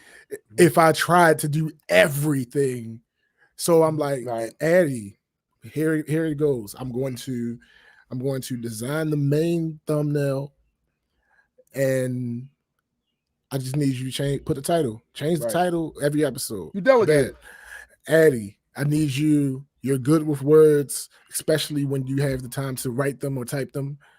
Hey, do the copy for this for this podcast. Right. And low key, and only low key because that particular podcast doesn't have the viewership that this one does. Right. But low key, that copy on that podcast is shitting on our copy because all the time.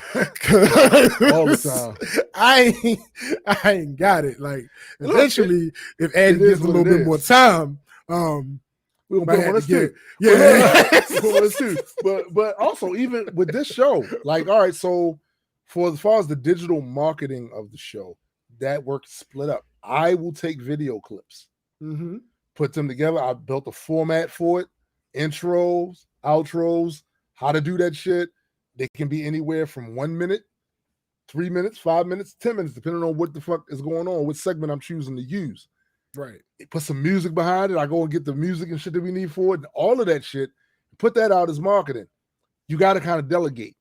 With any movement, you gotta delegate. One person can't do every fucking thing, but the person that is the figurehead, so to speak, like out of everybody in Multiworld, I probably had the most exposure because of other things I did. I don't like you. Shut up. After You that, said probably. Like, what do you mean? Well, I'm about probably? to tell you because Jaded Nerd is on the rise, my dude. That's a fact. Trying to tell you. Yeah, that's a fact. So like he's coming with his lane. There are a lot of people that know who he is now. Absolutely. A lot of people know who he is now. So there are certain things we can do as far as getting the word out about certain things that the other ones can't. Yeah. And that's fine. Mhm. We have people on the come up that are still learning to figure out where their place is. Kristen. Yeah. We have Cyrus. Cyrus has jumped in on the Metas and Mutants podcast. And Yep. Cyrus does most of the executive producing with that. Right. Like literally, he finds the news stories. Mm-hmm. He does the we'll discuss what topics we want to do after news. Yeah. And then I just handle the audio and I bring myself. Right. To the thing. You know what I'm Right. saying? I do the uploads, I do the copy and all that stuff. So you got to kind of delegate that sort of thing. That's the same in every movement. And people got to be comfortable knowing, because what happens a lot of times is there's egos at play where people feel as though I need to be recognized more for the. Let me tell you something. The only people I need to recognize what I do is my crew. Yeah. They like people on the outside. If you see it and you think that's dope, that's cool. But I just need my folks because this is supposed to be a kind of a well-oiled machine. I just need my folks to acknowledge what I'm doing. Everybody knows that everybody is putting in their best effort, and we gravy because at the end of the day, the main goal is to push what our long-term goal is forward. So I don't give a fuck if people look at Multiworld one day and Jaded Nerd is the most popular and he has the millions and millions of fans. Then we gonna gravitate to, okay, so this is where the energy is. Let's push. Let's make sure he's straight. Let's make sure he got all the stuff he needs to keep this thing moving forward. Because that's all I care about. That's all that matters. You know, another reason that the people on the inside are the ones that should know about all the work that you put in is for a very simple thing called credence. If I walk around, if I go in this goddamn hub and tell this person to do this and this person to do that, and they like, well, what you doing? Right. How does that work? Right. Because low key, no, not even low key. I'm the baby of the bunch. So it ain't like, oh, he got like Tim is the crazy father figure. So there's a certain expected wisdom that comes with that, right? Right. So cool, bet. But I'm the baby of the bunch. So I've literally been doing I've been doing creative content intentionally. Yeah. For less than the majority of the people in Multiworld. That's a fact.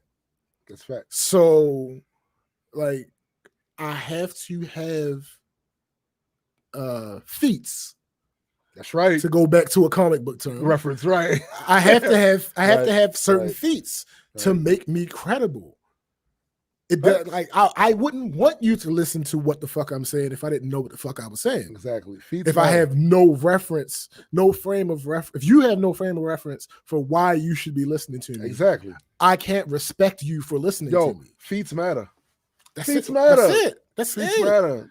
That's it. You can They're think of not- all the imaginary reasons to follow me, or the imaginary reasons why this superhero will beat that superhero. All you want. What? But all we Feats have matter, to yo. go on is feats, Feats. aka receipts. What are they capable of doing? That's it. What have they shown What that have they they can shown do? that they can do? What have they That's shown it. that they're willing to do? Because Yeah. some of the arguments, to get back nerdy a little bit, some of the arguments for Superman not winning a battle aren't necessarily if the person is stronger than him. Right. Right. Sometimes it's, would Superman really do that? Do that. Yo, exactly. In other words, unless he's bloodlusted, his mind has been taken over or some other crazy stuff. Yes, he should be able to beat Batman 100 times out of 100. But certain tactics he won't use because it's not in his personality set unless he's been corrupted. So if we're talking peak Superman doing what Superman does versus a peak Batman who does what Batman does, then there's limitations on what Superman will do to him. There are things Superman can do to him. Oh, yeah. But certain things Superman won't do to him because it's not his personality type. Right. It's not what he's going to do. No. Yeah, it just is what it is. So yeah, credence, very important. But yeah, man, I just want everybody that is listening, I want you to think about intersectionality and where you sit, because I need you to think about where you sit, where other people sit, and what has happened to make where other people sit uncomfortable. Right. Because here's my issue. To have the stance, you're doing what you're accusing other people of doing when you say, oh, well, women do this and such. All right, well, all those affect are your fifis. And if your only grievance towards Black women is that they make you feel bad about yourself, guess what? Certain Black men make Black women feel bad about themselves. They also beat the fuck out of them. Right. They also kill them. Right. They also cheat on them. It's a bunch of things that happen, and you got to think, if you believe in your heart of hearts that racism is real, why is it that only racism can be real? Right. Sexism can't be that's real. Not real either. That's not a thing that affects people in a negative way. That like, but again, ableism. A lot of this is ageism. All of that shit. Right. But a lot of this is ego, yo. Oh, most of it. I have seen the conversations. I've seen the arguments. Not me. Notice how I never have to say not me. Right. Notice how when I talk about Black men being trash, I will say the farthest I will go as far as qualifying it is saying not all. Right. Not all. But notice how I don't and be the like, only, and not the only me. reason why you say that is to do one of the things we do, who've been doing on this podcast since the beginning. And that's snatching the breath out of your argument before you try to distract us with that other shit. No, because we're not doing it. But I'm not saying you do. So now at no point did I insert your name. So just understand that 2 seconds of me having to explain that I didn't say you, you've taken away from the conversation. Yep. You did that. Because it's the same thing as when they say, but not all cops. Right. Cops. He's ass. He is ass. Yo, I'm sick of y'all, yo. Yo, I really am, yo. I really am, yo. Same thing. Really am. It's the ego, same man. goddamn It's thing. Ego. It's ego. It's ego, and it's a lack of awareness. And it's a bunch of false equivalencies too. Horrible false equivalencies. Like, yo, what the fuck are you? I don't know. Y'all mad, blah, blah. Y'all always talking down Black men and blah. What? Sure, so maybe. Let me say this about that specifically. Were they talking them down when they were out in them streets? Because most of these protests I've seen, for when a Black man get killed at the hands of the police or some other shit, I'm seeing Black women at the forefront. I'm seeing them out there organizing. Who organized the Black Lives Matter shit? Right. Black That's, woman. that's them. You know what I'm saying? Like I hear you saying that, right? And maybe in your personal life, the people that you know, that maybe that's some shit that might be true, or it might be the fact that you're hyper aware of it being a black man. So anytime somebody says, it's like when you buy a new car, right? And it looks a certain way, it's a certain model. You never noticed all those other cars out there on the street that's that model until you got yours, right? Until you got yours. So you got yours, right? So maybe that might be what's going on. But I got to tell you, Yeah. for y'all to say that they always running black men down and act as if that's not the same shit that black men do, nigga, look all throughout hip hop. Yep. We don't have to go no further than hip hop. I had that. That's what I said. I said something similar to the person that I was talking about that asked me if I hated black men. I'm like, yo, you still call women bitches. Don't act like I'm being crazy right now when you still call women bitches. Like in conversation, just in everyday conversation. Just regular not conversation. even you mad. Right. Because yes, when you mad. Not even sure when you're something. mad. Well, if you're going to do it any other time, you're definitely going to do it when you're mad. Right. You know what I'm saying? So I get that. It's still not okay, but I get that. That at least tracks. Right. But no, not just when you're mad. Regular you call black women bitches. Yeah, regular conversation. And his response is, well, it's ingrained. I'm like, cool. That's true. Why is he but making guess your what? argument for you? I'm like, but guess what? I don't want to hear that as that's true, but I don't want to hear that as an excuse as to why you do it. Right. Because I was raised the same way you was raised. Facts. And I don't do it. Right. Why is that? Because I made a concerted effort. The response is, I'm trying. And I said, I'm happy that you're trying. I'm absolutely happy that you're trying. Do not misunderstand what I'm saying. I'm saying to you that you're answering questions as if you're talking to someone who doesn't know you. Right. Exactly. That's my point in this. Your response to me saying you call black women bitches, not even black women, just women in general, bitches, right. is it's ingrained. Yeah, but we were raised the same way. Yeah. And if you can come up out of it, so can he. And it's really that simple. And it's like you said earlier, you made a concerted effort. It's like that's it. SPJ has heard old ass songs I've done back in the day that will never be released, right? You'll never see the light of day. You know, I'm talking shit. Because I was your classic hood rapper. Like I'm talking shit. So he sees this is where I was to where I am now. Where it's like, if you look at the subject matter I talk about in comparison to then now, it's like a completely different person rapping. No, it is. So absolutely. I made a concerted effort because you got to change here. That's the thing you have to change before your behavior changes. You have to change your mind first, right? And then make an effort. But if you're not making an effort, it doesn't matter. How are you going to point the finger at? How you going to say some shit like, man, them bitches always talking bad about us? Yeah. Yo, do you not see what you just did? Do you not see what you just did? It's crazy. Like y'all have to be more aware and stop taking things so personally. That's the other thing. Like, because here's what it looks like. Optics are important. Yeah. Optics are important. Yeah. To the average person, when you go so hard for something, matter of fact, I'll even simplify it. To the average person, when you go so hard for something, they assume one of two things. That you are a part of what you're talking about. So if you defend gay people, you must be gay. Right. Or I've seen that dumbass shit too. Or the other thing they assume is you got a guilty conscience. You have a guilty conscience. You're oh, well, why y'all always talking about men doing this and men doing that? What did you do, sir? What did you do? Why? What is it that you did that has you feeling this way? Yeah. Now, is either of them always true? No. That's because that's not how reality works. It's not how reality works, but that is how optics work. So to act like you don't understand optics, that's where we start having a problem. Like, have any trash view you want, right? And because I had a bunch of trash views and probably still have quite a few.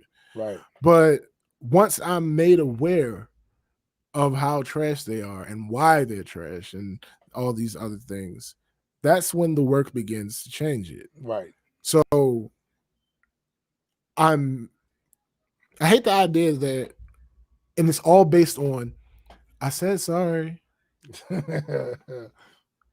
Bet. Cool. But then what? Yeah. Where's your action going now? Just that goes back to the dude that said to me, I think y'all taking it, y'all exaggerating when it comes to Terry Crews and blah blah blah. And he says sorry. And yeah, but if you say sorry for something you did in November of 2018, and then you do something similar in February of 2019, and then you do something similar in June of 2019, and then you apologize, and then you do something similar in December 2019. And what are Come on. What are you to fucking think? Like, what am I supposed to think? I need to do this because Mike Gleason made a very good point here. And it's what I discovered as well. So he said, I was similar when I was in the atheist community and I kept running into anti-SJWs. How can we ask to not be marginalized and then turn around and deny someone else's marginalization? Very simple. This is the exact same experience that I had as well in there, where we're literally arguing that because we make up such a small percentage of the population, our concerns when it comes to certain things doesn't matter, and that people are legislating their religion, which they according to the Constitution is not what you're supposed to be doing. Correct. You know, that's what, you don't have none of that. So if we are arguing that this is basically erasing us and how we think about certain shit and acting like we don't exist here, so there needs to be something that's done about that. Somebody needs to speak up about that. And then when someone comes and tells you that they're part of a group that has historically been the case for them as well, you can't identify with them and say, yo, I know what you're saying because, and that's why I used to always say that I was a minority within a minority, because it's not that many atheists in this country. Right. And there ain't that many black atheists. Right. Right? So it's more than people think. Yeah. But it's definitely not a whole lot of them, right? So none of the things that I'm concerned about also will ever be addressed or looked upon, even though you would think they would get it, because if you're part of a marginalized group that feels as though your concerns are not taken seriously, you know, there's a narrative that's been put out about you that isn't true, and you have to deal with that, or you're ostracized in some degree by family members, this, that, never, because when you say, yo, I don't believe that story. You don't believe it, you're the devil. So now you realize how that feels for somebody to put you in that place, but you can't see it with other groups. Yeah. That's crazy. That's crazy. Selfish as fuck. It's selfish as fuck. But we are selfish. We're a selfish ape. That's a fact. But that's also one of the reasons why I pulled back on a lot of the activism for that, because I saw there is no real, like, a lot of they were showing up for them in ways they weren't showing up. Yeah, exactly. So I decided I need to go back. My community, there's things that we need done. They could definitely use my voice. I can't be the champion for that.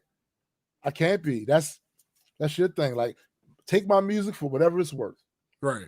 And I get mad messages from people about that shit. And I'm glad that you found something in that. That's great. But I'm also over here with a set of issues that you are either unaware of or don't care about. And to me, that takes priority. That's priority, not that other shit. Absolutely. Absolutely. Because, well, partly because that one is a choice. Yeah. And it can be hidden. You don't have to say anything. Ever. Nobody has to know. No. This can't be. They see me. They see me coming 2 blocks. Yeah. Look, that fucking Baltimore West Side bop. Hey. They see that. They see that shit too. Listen. And in my old car, they hear me coming 2 blocks away. Facts. But I had you know what? Things in the trunk. I can't even take credit for the super mean bop, because nobody had a meaner bop than my brother.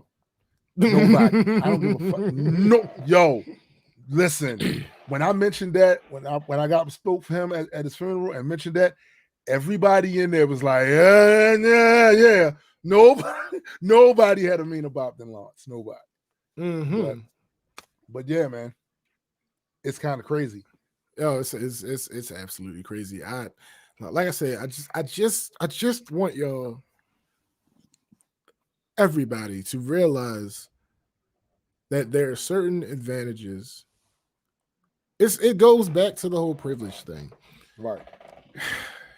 And in this time, it kind of makes me stop wanting to say white privilege and just saying privilege, because again, you are being either don't really care to know, or you don't know because you aren't forced to know. It's not thrown in your face. Right. That is the basis of privilege. Right. That alone. That Right. alone is and the basis. And of it's privilege. not just like when people say white privilege, that's just a descriptor of a specific type of privilege. There's also male privilege. Yes. You know all of these intersections. Right. Back to that word. But all of these intersections. I think they have a lot of problem with that whole thing too, because you see there's a lot of pushback on that whole I would call it a set of ideas, ideology about how to look at society. Here, a lot of people don't want to do the work. Facts. They want they want their shit very simple, and especially here in the United States. What I find here is that a lot of the people that live here are indeed in an information bubble, and they actually exist in several different bubbles at once. Yeah. Because they're in a bubble of information in their community. Mm-hmm. They're in a bubble of information with their ethnicity. Mm-hmm. They're in a bubble of information when it comes to the country at large. Literally, there's shit happen globally that is of equal, sometimes even more importance than some of the shit we're talking about here. Right. And it never gets talked about because the average people don't give a fuck, because they are still under this impression that across seas is a far away place. And it really isn't, especially not in 2020. The pandemic just showed us that. Right. What affects them over there will eventually affect us over here. And I'm gonna tell you, since the United States has been operating like an empire for a long time now, things that happen in other countries is going to affect what happens here for the simple fact that America, operating as an empire, feels like they need to have their hands, feet, elbows, and toes all in other people's shit, because they feel like we gotta be preemptive and cut. Well, okay, so since you're involved in other people's shit, just know that you living here in this country as a regular citizen, you being ignorant of that does not mean it does not affect you. Absolutely. Just because you're ignorant of it doesn't mean it doesn't affect you. The same way the impoverished in this country, I don't care how much money you got, eventually that's going to affect you too, because motherfuckers are going to get mad at being treated a certain way. And when they do, it's going to be an uproar. And we've been seeing that shit now for weeks. There is an uproar, and it's going to eventually affect you. You can't hide from this shit. So it's in my best interest, just as a African American male, to make sure that the women in my community feel respected. That's it. Feel that they are protected. It's in my interest, because if they don't, it's going to affect me in the long run. I'm not on Tombstone Island over this motherfucker, right? My daughter has to walk out in these streets. Facts. My wife has to go out in these streets. My mother, my sister. This shit affects me. Absolutely. So when y'all try to act that shit about this is their issue, no, their issue is our issue. Yeah, whether you like it or not. That's it. Absolutely. Like you alluded to earlier. Who started Black Lives Matter? Intersectionality. Wait, even more. Yeah, Black, true. Queer women. Exactly. So all of these black men gay bashing, women bashing, But we'll have a but BLM screaming Black shirt. Lives Yeah, it's kind Matter. of crazy. It's kind What of are crazy. you doing, my It's guy? kind of crazy. It's kind of You're crazy. not. You're too stupid to even realize who's helping you. Right. And this is To the other even thing realize too. who's helping you. I'm gonna tell you, man. We're in a situation where it's all hands on deck. Yeah. So the idea that we would continue to shit on other groups of Black people, right? Simply because they may live a different lifestyle than you or whatever, is absurd, counterproductive, and outright dumb. Because I'm gonna tell you, man, I'm not you. Which one among you is willing to toss away James Baldwin's contribution because he was gay? Right. I'm not.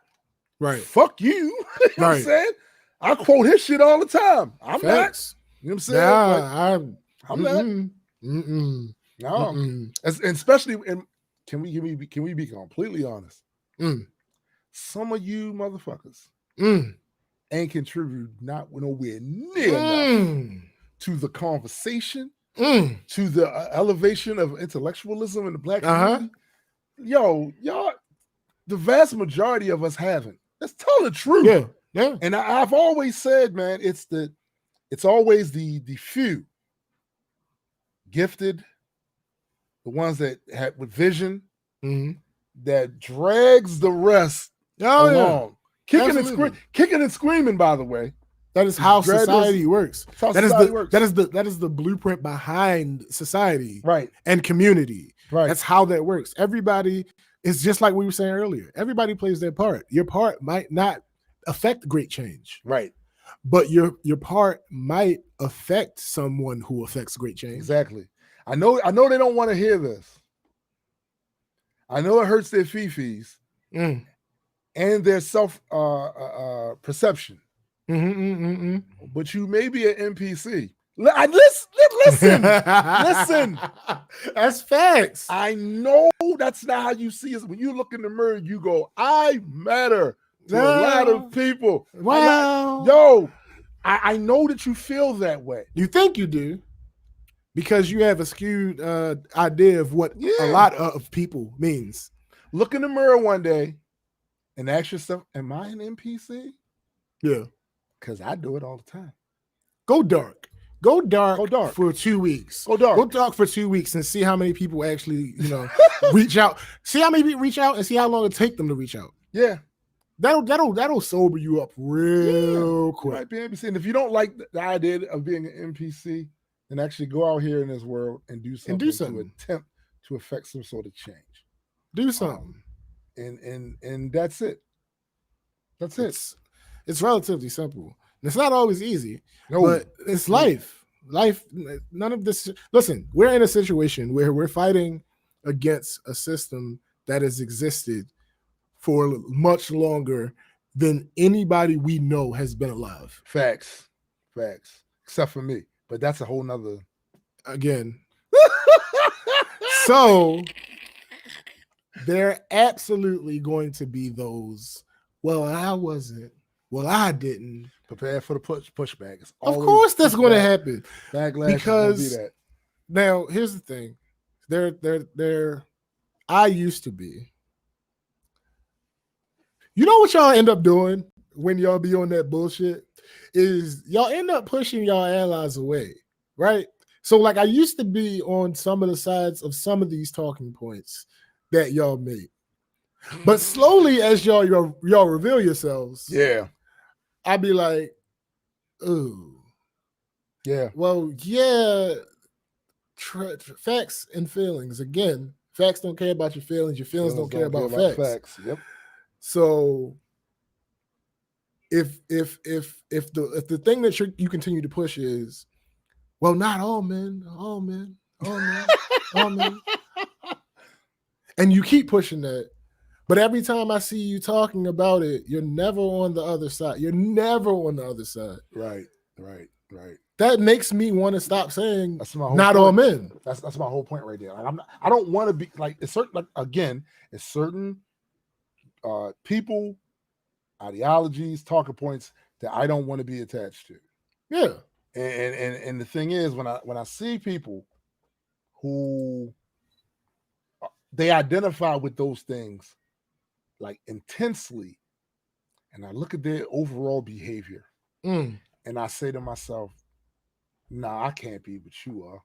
Yeah. I can't be what you are." The very last thing I would want to happen is for me to be somewhere and someone saw some interaction that you and I had, and then see the other shit that you be on most of the time, Yeah. and then to assume that I be on that shit. And that's exactly what happens. Me and Adequate have had conversations about people assuming certain things Yeah. about you because of the people you affiliate yourself with. Yeah.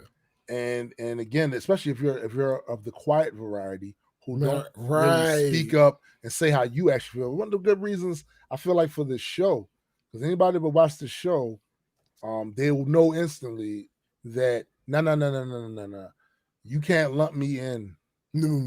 where you can't do it. No. You can't do it. I I think- have Go ahead. No, I have a What? completely different take on shit that is from my 51 years of Mhm. experiencing a lot of shit Mhm. and actually putting myself out there in Absolutely. everything from that hood shit Yeah. to Pan-Africanism. Yeah. I was a Muslim at one point. Yeah. Yo, it's a lot of shit. So I see things from more times than not a bird's eye view, and that's Yeah. not always a good thing. Sometimes No. because like Sometimes you need to be closer to it. yeah, sometimes I'm not gonna lie, I lose people the concept of this particular person was injured in that, because I look at the overall picture, I go, yo, Mhm. I got a classic example. I made this argument the other day. I was like, when Martin Luther King was killed and they rioted for 10 days, $47 million of damage. Mhm. I asked people, name for me one corner store that was damaged in that entire time. Give me the name of the owner. Give me the name of the store. Nobody can, because in the bird's eye view, all of that shit that happened right then didn't matter. Mm-mm. The only thing people remember is after that shit, that bill got signed. Something changed. You know what I'm saying? And I realized that that's insensitive, because there was people that lost shit back then, right? Well, yeah, But- because it goes along with to the victor goes the spoils. Right. But at the end of the day, whoever wins, they get to write the history. That's it. And we've So been the negative parts of what they did They're aren't not- going to be. You're not going to have a flashlight on that shit. Nah. So the movement won that particular part of history. That's right. So some of the bad stuff that happened because of the movement doesn't get a light shine on Nope. it. It's just how that works. It's how it works. That's not even like the crazy thing. I just realized this. It's not even always purposely done. It's not even it's not. like narrative driven. No. It's not always that way. It's just how it works. The thing that affected the most amount of people is the thing that's going to get the attention. Yep. So the fact that society changed a bit because of that bill, and it affected the most amount of people, those other little things don't really get talked about or not, because people don't even think they're that important. And like I said, in the moment, on the ground floor, it's fucked up. But when I look at the totality of history, I see who in the long run the most people benefit from it. And I also see that the people that we're going up against did all of that shit. And look how their result was. And look at ours. And to this is a fault of mine. And I recognize that, because a lot of times I go, yo, they ain't care when they did this, so I ain't gonna sit here and cry over spilt milk about this. I'm not. Right. And that's insensitive. I recognize that that's absolutely. You know what I'm saying? I recognize that. You know what I'm saying? But that's how some people think when you think in terms of the bigger picture. Then there are people that are detail oriented. That's like, yo, listen, from a human standpoint, that's fucked up what happened. And somebody need to address that. You know, But everybody can't be, look, there are times I'm Apocalypse, and there are times that I'm Magneto, and then there's times that I'm Professor X. It just depends on the situation, yo. Yeah. It really do. Yeah, absolutely. Hey, you uncultured swine. What literary work is it was the best of times, it was the worst of times from? God damn it. I know the know story. it, but Me I too, can't. but I can't. I can't. Ah. Damn it. Hold up, bro. See, now you done fucked up. Now you done fucked up. Oh, I can't remember. Like, and then I wanted to say A Tale of Two Cities, but I'm pretty sure that's not the case. Oh, I think you're right, but I'm about to. It's a Charles Dickens story. Mm-hmm.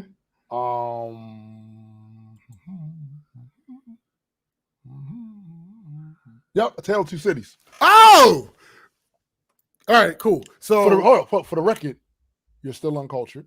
No, fine. That's absolutely fine. I don't want you to get crazy, go crazy. You know that's fine. That's fine. So that I was thinking about that quote because another thing about the intersectionality is I saw somebody say something about specifically black men and white women and how they have it the best and the worst simultaneously. Because for a black man, the man intersection that you exist on wins. Just in general, it wins. But the black intersection that you exist on has been tortured and destroyed and taught not to love itself. And same thing with white women. The white intersection that you exist on wins. It just wins. It wins often. But the women intersection that you exist on has been raped, has been killed, has been tortured, has been taught not to love yourself. Yeah. So it is incumbent on those particular two areas of intersectionality to help the non-privileged intersection that they exist on. And one way you don't do that is by saying, I'm going to call the police. That's a fact. And tell them an African-American man is That's a bothering fact. That's not how that works. Another way you don't do that is bitches ain't shit but hoes and tricks. Yeah. No, it's not. That is not the move. It's not the move. It's not the move. That's not what we're supposed to be doing. Like, and going back to Cole for a little bit, that even bothered me in some of his early work where, and I'm not sure if he still does it because I don't listen to him as much as I used to. Right. But he had a habit of calling women bitches. So it's like, my God, like, what are you doing? What are you doing? Oh no, the other thing that I hate about this situation with him and No Name is your mother's white. Oh my. Your mother's white. So now, not only are you hurting the current conversation we're having, but you're also hurting the conversation of all those mulatto people out there that get shit because they're mixed. Yeah. So you're helping to throw more dirt on that because eventually people will bring that up. Because regardless of whether it's factual or not, right, people will bring that up. Yeah, it's an element of your life, and people tend to deconstruct your life when you be on bullshit, especially if you're a celebrity. Facts. As a celebrity, you have certain responsibilities and duties to yourself, not the people. Not the people. To yourself. Listen, you preaching to the choir over here.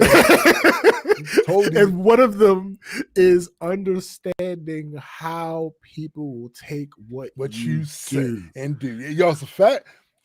Listen, we didn't on this show. We didn't talked about this shit ad nauseum, ad infinitum. All right, yo, when you're in the public eye, there is a certain line you need to walk.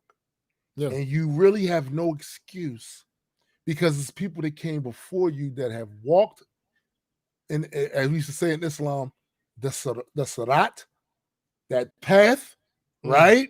And have fucked up. And we've seen it. We've seen it, right? And it's like, you have that example in front of you, my guy. Right there. Right there. What is it about that example? And the Terry Crews thing. Man. Yo, all you have to do, listen, read scripts, go flex somewhere, hit Gold's Gym or wherever it is you be going at. Smile pretty for the camera, shine, wax your bald head, and be that guy. You don't have to do none of that other shit. You're already in a position where you don't need to do that. So, like, what you're doing now, a lot of the times I see a lot of these celebrities doing. You're getting yourself involved in some shit that you really don't need. You have no business. It's no business. Yo, that's not even part of your brand. No. It's not even part of your brand. What the fuck are you doing? What are you doing? We don't know you for that. But we do now. We know you for shitting the bed now. I wonder. Because now you got me curious, my guy. Uh-oh. I wonder if I go to Brother Terry Crews. Let me not even disrespect black people like that. If I go to Terry Crews' Twitter, right? And I type in the Terry Crews and I see the Terry Crews. I bet he ain't shutting up. I bet he ain't shutting up. I want to see what he got going on. All right, he's talking about America's Got Talent, as he should. It's part of his job, right? That's fair. We know. He threw homegirl under the bus for his job, so he better be talking about it. Yeah. Okay. Happy Juneteenth. Right? Listen. Oh, this is about to make you mad again. I see it. I'm looking at it now. Black supremacy is as dangerous as white supremacy. And it's a quote from Martin Luther King, right? Mm-hmm.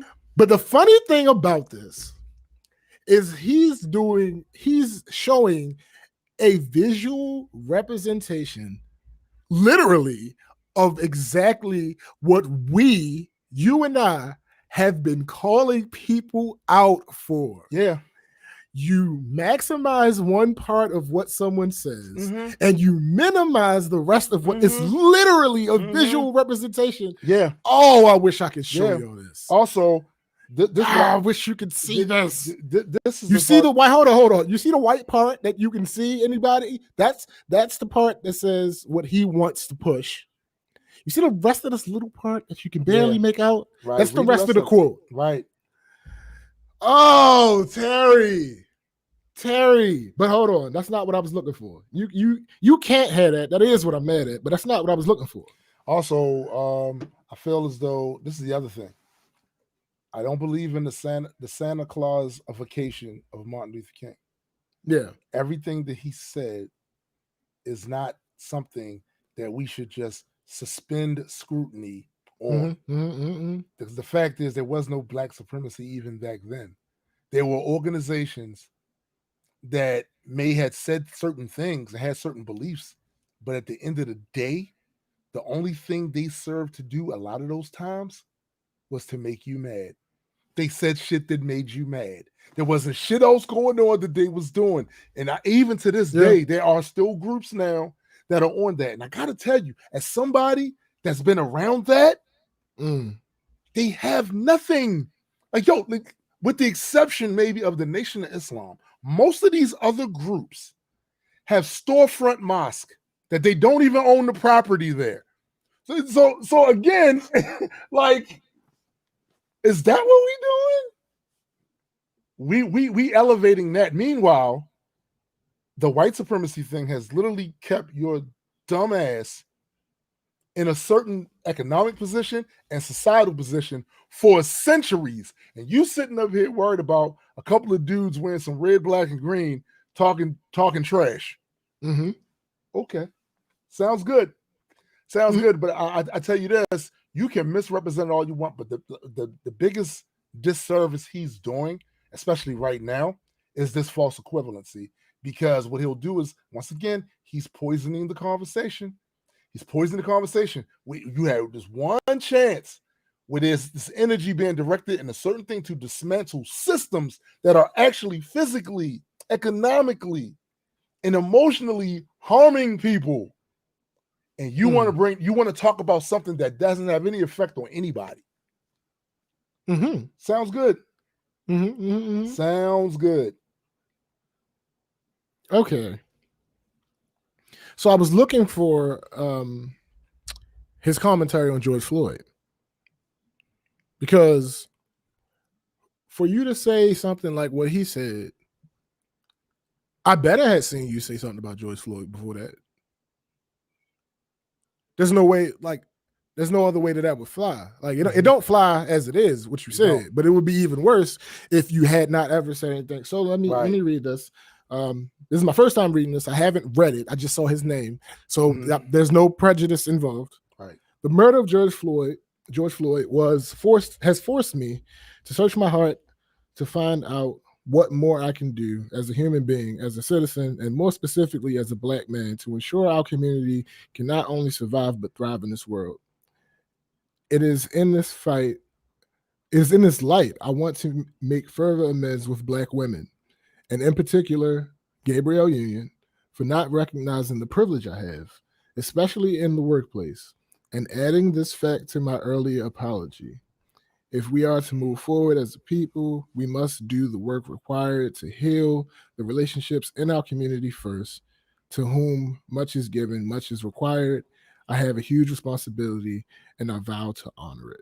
All right. That shit phony. All right. I don't know if it is. Allow me to posit this. He might just mean all of it. He might just be that dumb. I don't believe it. But go ahead.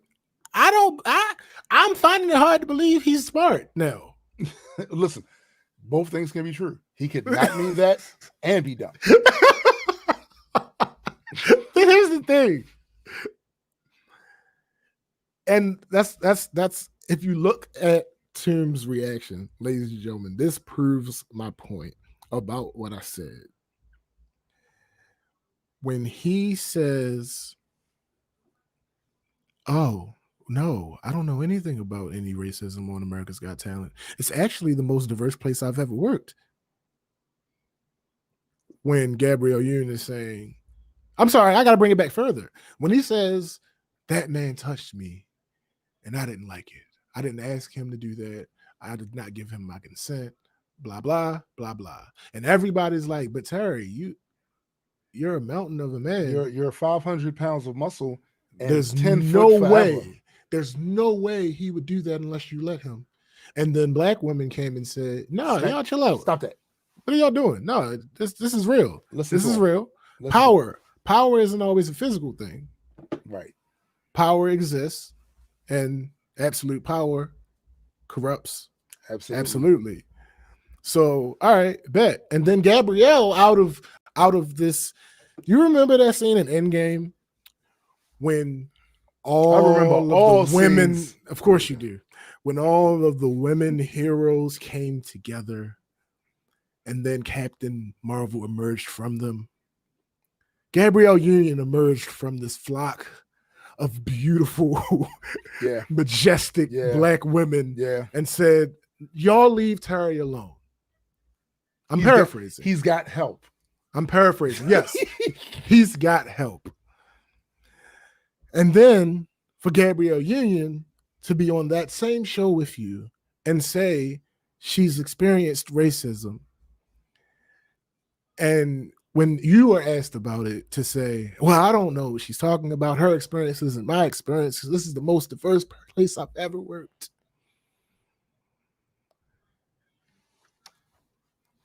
To now apologize for that after doubling down, because his double down was, "Well, my wife told me I ain't got to answer to nothing. I ain't got to say nothing to nothing. And the only person I need to please is my wife." Miss Ann said, "What? The only woman I need to please is my wife." Miss Ann told me that. Who said you were trying to please a woman? What do we? Why is that the word that you? Master Reynolds said. Why is that? So okay, so then you double down, then you do your apology. Because in each of these instances, he doubled down first. Yeah. And then eventually, once the backlash got too big for his mental health, I'm assuming that's what it is. Because it wasn't his brand. Nothing actually affected his brand. And I don't and I say that in his instance, I might be fine with that. Because none of the things, I wouldn't say any of the things that he said are, everything that he said bad was like cancel worthy in the effect of, oh, that's how you feel about us? All right, I ain't rocking with you no more. Yeah. As far as that's how I feel the level of the shit that he said was. Yeah. So for it not to like get him fired or anything like that, all right, fine, whatever. Like, I'm not advocating for him to still have his jobs, but I'm not advocating for him to get fired from me either. I don't care. Not simply for that. Yeah, I don't care.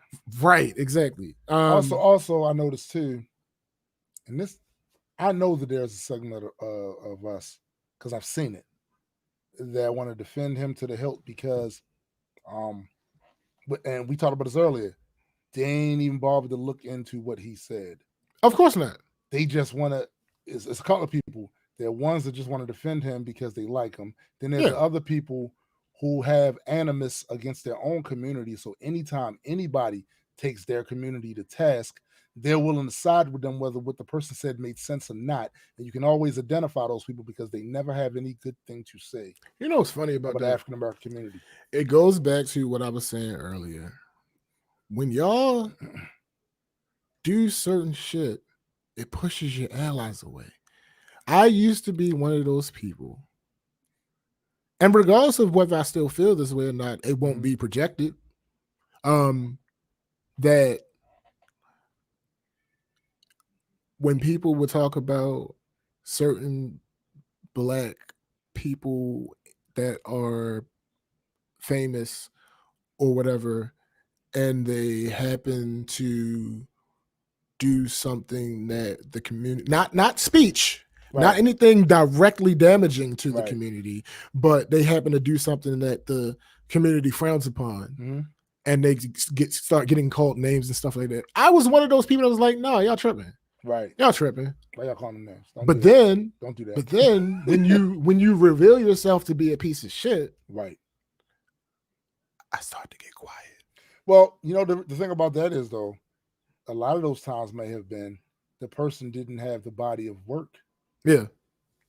To have you feel that way. Like, okay, absolutely. And you may have thought people were squeezing the trigger too quick. Yeah. And like, I'm a hammer, you know that. And even if they were, it don't matter because they was right. They was right. You know what I'm saying? But you was not going to involve yourself in it because you didn't have the body of work. No, I didn't have enough evidence. Yeah. All right. He said something fucked up right here, but yeah. But everyone's not a hammer. I'm a hammer. To me, a lot of shit looks like nails. You know what I'm saying? And that's how a lot of people, especially on the internet. And so, but again, I feel like at this point, he has enough of a body of work for me to feel the way I feel. And the other thing is, like I said, for those of you out there that's gonna put the cape on and stand on that rooftop and look across the city at night and go, Terry needs me. I just gotta say, learn your lesson in Gabrielle Union. Yeah, if you're going to defend that, at least look into what he said to see if it made sense. Because when he tried to apply that Rwanda shit to this, I know it was a bunch of you over there who took this very shallow view and said Black versus Black. So it's the same thing. It is not the same thing. You're not helping. You're not helping. The shit that happened over there was about a power dynamic and a power vacuum after the Belgians fucking left. It's shit that took place between two tribes that had, at some points in their history, were very peaceful and lived together. At other points in history, they went to war with each other. This shit that happened over a course of almost 600 fucking years. But it had absolutely nothing to do with any of the paradigms that he's trying to apply it to now. Yeah. And I saw people willing to take that on face value and not even do the smallest amount of investigation on what that situation was and whether or not it applied to what he was saying. And when I see that sort of shit, that's when I know that it's not really about what Terry said specifically. It's about he's taking those people to task. Good for you, Terry. Put them in their place. Because they've been mean to me at times, and I really feel like someone should do this. And the person that's wagging the finger right now are other black people I see doing that. I'm not even talking about, because if you go on Terry's Twitter, he's being taken down by white people that know better. There are literally white people in there that go, yo, that shit you said made no sense. What are you going on? I scrolled up and saw like, yo, these are white folks on here in your ass. So, is what it is. It's tiring, but Terry, we will always be there for you to rip you a new one every time you be on this bullshit. The same way you utilized your phenotype to get us to automatically have this feeling of affection towards you, we will be using your bullshit for content. So thanks. Facts. Absolutely. Thanks. Mike, just keep talking. Mike, when we get some money, when we scratching like that, you're absolutely going to be a tech intern. You're absolutely going to be a tech intern. I promise you this. Promise you this. Yeah, Terry. If Terry just shut up, Terry needs them. It's not going to happen. They threw the cape on. The moon is up there and shit. It's a big. Instead of the Batman signal, it's a TC. I hear you. Y'all said, but you didn't. But I know you didn't look into that situation like that. No, you couldn't have. Because if you let him say that and go, I know it's not about what he specifically said. There's no way in the world. It's about the fact that he put those people in the place, and you have a problem with those people, right? Even though basically phenotype wise you're one of them, but you have a problem with them. Yeah. We know. We see you. It's basically like, he's like, yeah, did you see that dog that got hit by that bus? He probably shouldn't have been chasing cars, right? And it's like, his response is, well, why was the bus driving down the street? What? Yes, the bus drove down the street, but that's not what buses do. Oh my God. So I don't want to end on that note. No, let's end on a better note than that. Beyonce. Oh shit. I don't know if this is a good note or not. I see what you about to say first. I don't know. No, we were supposed to talk about this a while ago, and I have not done the research to see if anything has changed. But it was never an official. Well, there were some grimy places that officially record. We talked about it on Murders and Mutants too. So right. Yeah. There was a rumor that Beyonce was going to be signed on for a couple of projects at Disney, one of them being Black Panther 2. All evidence that I've seen leads to believe that's not confirmed. No, Disney, yes. Disney, yes. Right. But the Black Panther thing. Right. But I just would like to say, from the bottom of my heart, that in no way, shape, or form, no, I promise you. Matter of fact, hot take time. I promise you, if Beyonce is cast in Black Panther 2, I will not be putting any money toward that movie. Whoa, wait a minute. So let's dive into that take. That's a heavy take. So if she's cast as a specific person or just period? If she's in it, because here's the thing, you don't cast Beyonce to sit there and not say anything. True.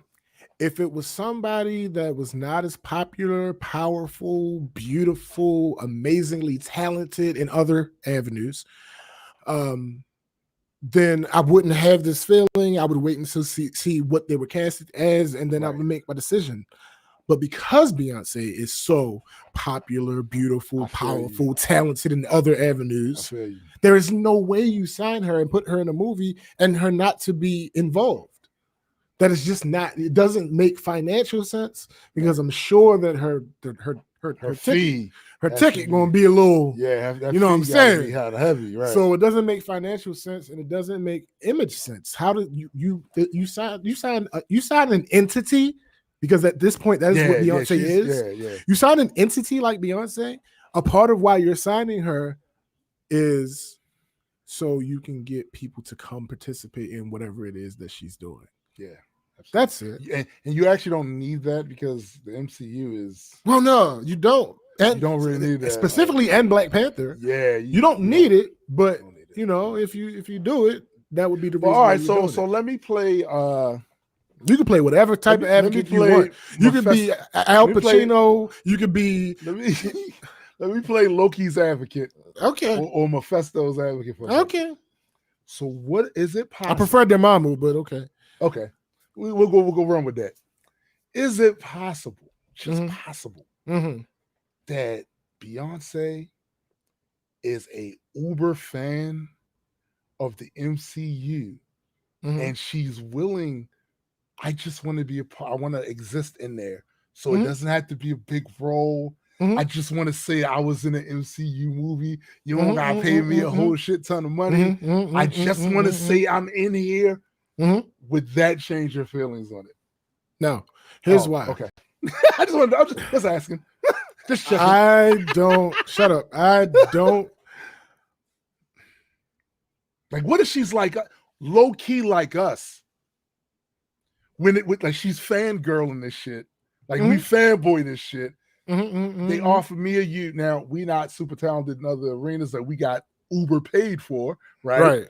Right. But if they came and said Tombstone, I need you to be Wakandan warrior number 50 in the 5th row in the back. Hold up, stop. Mike, I love you.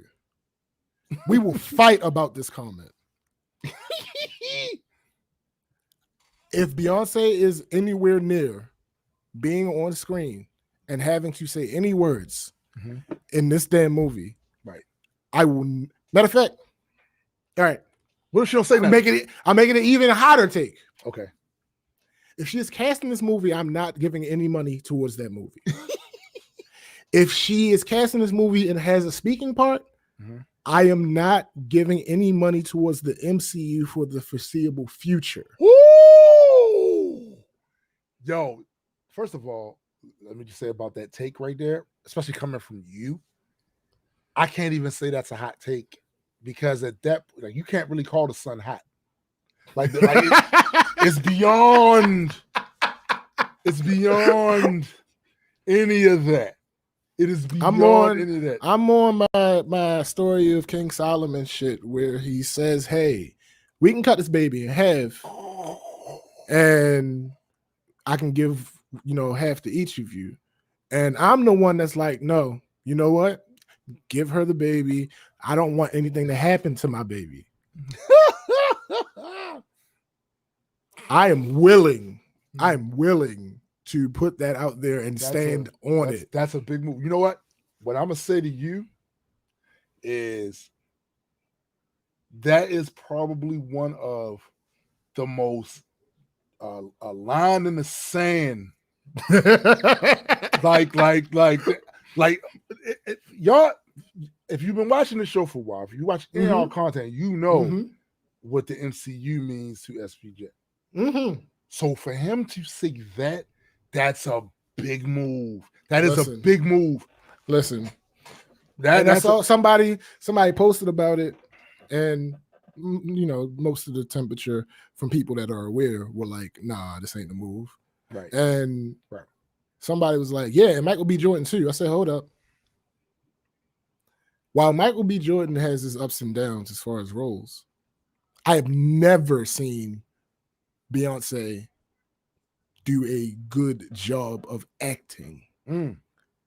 Now, it could be a movie that I missed. Yeah. And she did. Absolutely. Right. But I've seen quite a few movies with Beyonce in it. I'm pretty sure I've seen the majority of her big screen discography. Right. And no. I would tend to agree. However, if she's Storm, I'm going even further. If she's Storm, remember I said foreseeable future? Yeah. If she's Storm, I will actively boycott all the X-Men MCU. properties. The MCU. Period. Okay, so even Ant-Man, Guardians, all of them. Active boycott. Ooh. Period. No time limit on that. Period. To recap for everybody that's out there, if she's cast in a movie, I am boycotting the movie. Right. If she's cast in the movie with a speaking role, I'm boycotting the MCU until further notice. Right. If she's cast as Storm, that's it for you. That's it. Am I still going to watch? Yeah. But you're not giving them no money. Oh, you ain't getting no money from me though. Nah, no money, none whatsoever. And that don't mean when I say still watch, I'm not talking about that movie. If she casts a Storm, I'm not watching that movie. Right. It's just I'm not. It's not happening. Yo, I'm actually there with you on the cast. You cast a Storm. That's to me. I feel like that's a slap in the face because once again we're at the Halle Berry shit, where Halle Berry was not the right person for the role. And that's funny. I was going to bring her up. The difference is Halle Berry can act. That's true, but it just was not. It just didn't work for me. It didn't work. But she can act. She has a long list of receipts. She does to say she can act. Right. So even if she was trash. Hold up. I'm sorry. Mike. Yes. She is really that bad of an actress. That terrible of an actress. She is amazing at everything else that she does. But as an actress, she's definitely a bit wooden as an actress. I don't believe her. I don't be believing her. I just don't be believing her. But to me, that's a big part of acting. I need to believe that you're that person in that role, and everybody can't do that. Listen, no, everybody can't do that. It took Will Smith a while of commitment to get to the point where you believe him. Consistently. I believe him consistently. Yeah. Because his first role was he actually knocked that shit out the park. I can't remember the name of it. The one where he played the gay dude. Yeah. Yeah. I hated that movie. But his performance, he did what he was supposed to do in that movie. I feel like that's a non-starter for me because if she's storming that, then she's storming the X-Men, and you have completely fucked up. There's no way. Yeah, there's absolutely no way. Completely fucked up my X-Men experience. Yeah, going forward, like I can't. Storm is such a big character. For those that don't follow the comics and don't read them at all, Storm is the equivalent to Cyclops in leadership. Yep. He had the blue team. She had the gold and battle strategy. She's actually defeated him. Yeah. One-on-one. And she no powers with the combat. No powers. Yeah. No powers. She had all those battles with I can't remember her name. Callisto. No, Callisto. All those battles with Callisto about like leadership of the Storm is the shit. Storm is the shit. So I feel like she has yet to be the closest they came to somebody I liked, and they still didn't give her a lot to do, was the new girl. Yeah, the new girl. That's her name. Yeah, like she was cool, right? But I'm gonna keep it 100 with y'all. I'm looking for like something that represents what Storm has always represented to me in the comic books this time. And now that the MCU has control of those characters, I'm expecting them to go on their usual great casting thing. I'm not expecting them just to throw some shit in there just because it's pop. Because here's the thing: you don't need a Beyonce to make Storm popular. You really don't. You don't. MCU is enough. The sandbox they built is enough. Just put Put my girl Yetide. I think that's how you pronounce it. I'm so bad with these names. She played the goddess, the African goddess in American Gods. Put her in that shit. And she's expressed an interest in the role on her Instagram. Well, Put honestly, her in it. I'm fine if you keep Alexandria Shipp. I'm cool with that. Yeah. But if you're going with all new folks. Right. All right, so Mike said he's gonna have to look up her some of her movies. All right, so here's the thing. I just pulled up her filmography. Carmen, a hip hopper. I'm certain. I didn't think that was good at all. Well, what I'll say about her and musicals is she has a much better chance of having a good performance in a musical. She's there to sing. Right. So like Dreamgirls is like she's there to sing. Like I'm not really feeling the acting part of it, but as it goes along, like the venue matters, like the medium matters. Yeah. So like if it's a musical, I slant my critique a little bit because it's a musical. Yeah, but X-Men won't be a musical, so X-Men won't be a musical. So I'm just going to mention the non-musical, to my knowledge, the non-musical things. Austin Powers and Goldmember. I didn't watch that. I never got into the Austin Powers thing. I did, and I actually liked the movie, but she absolutely stuck out, and I don't know if now full transparency. I don't know if she stuck out because she was the only black person, or if she stuck out because she was so bad.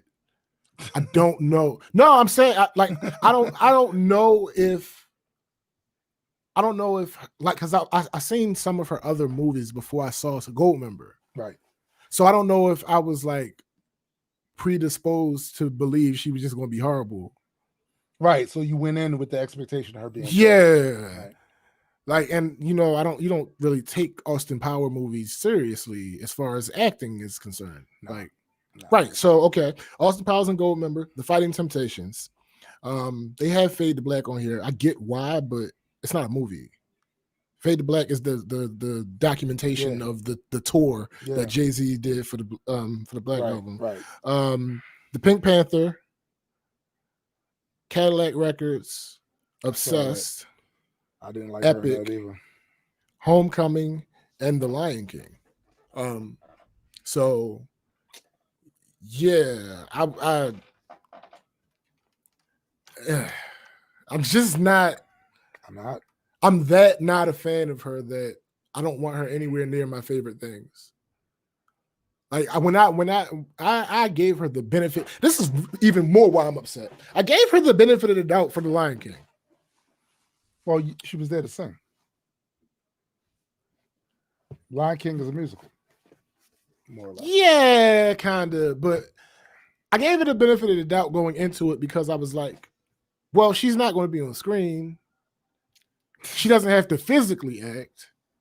So maybe, and then I watched it and I was like, There were so many problems with that for me, that whole thing, because they went with we want to make them as true to life as possible. But when you did that, you took the expression out of their faces. In the cartoons, they put facial expression because we kind of expect that. Since she was trying to go for they look like kind of like the real blah blah blah. Smile, and that takes away from the delivery of the lines and all of that shit for me. But the other reason on top of her bad chops is again tied to The Lion King. They Beyonce-fied that movie. Yeah, they did. And I over my dead body. You're still alive. Will I watch? You're still alive right now. That's the point that I'm making. Oh, that's exactly the point that I'm making. Over my dead body, will I watch a Beyonce-fied Black Panther movie? James. Yeah. They made a Beyonce-fied Black Panther movie. Listen, I said, will I watch it? Over his dead body. I said, will I watch it? Oh, well, listen. Because first of all, I don't. It's still Disney. Kevin Feige, my dude. It's still Disney. It is, but Kevin Feige. works for Disney. Yeah, but he's no longer the itty bitty little. No, he still works for Disney. He does. But listen. John Favreau isn't either, and John Favreau directed The Lion King. Yeah, but that's Disney. That's not an MCU property. But my point is, John Favreau ain't low shit in Disney either. No, he's not. But what I'm saying is, there are certain liberties I think they will take with a Lion King that they won't. Kevin Feige. I hear you. I don't see, and I would love that to be the case. I don't see that happening. I hear you. I don't see Black Panther cutting the rug, and I listen, my guy. Listen, if yo, I can see it now. I'm gonna relate it to exactly how The Lion King went. It's gonna be some songs played during the movie where she's singing. It's going to be her awkward inflections that she uses when she acts. That's the main issue I'll have a problem with. But that's not going to make Chadwick have weird inflections. That's not going to make. No, listen to me. Listen.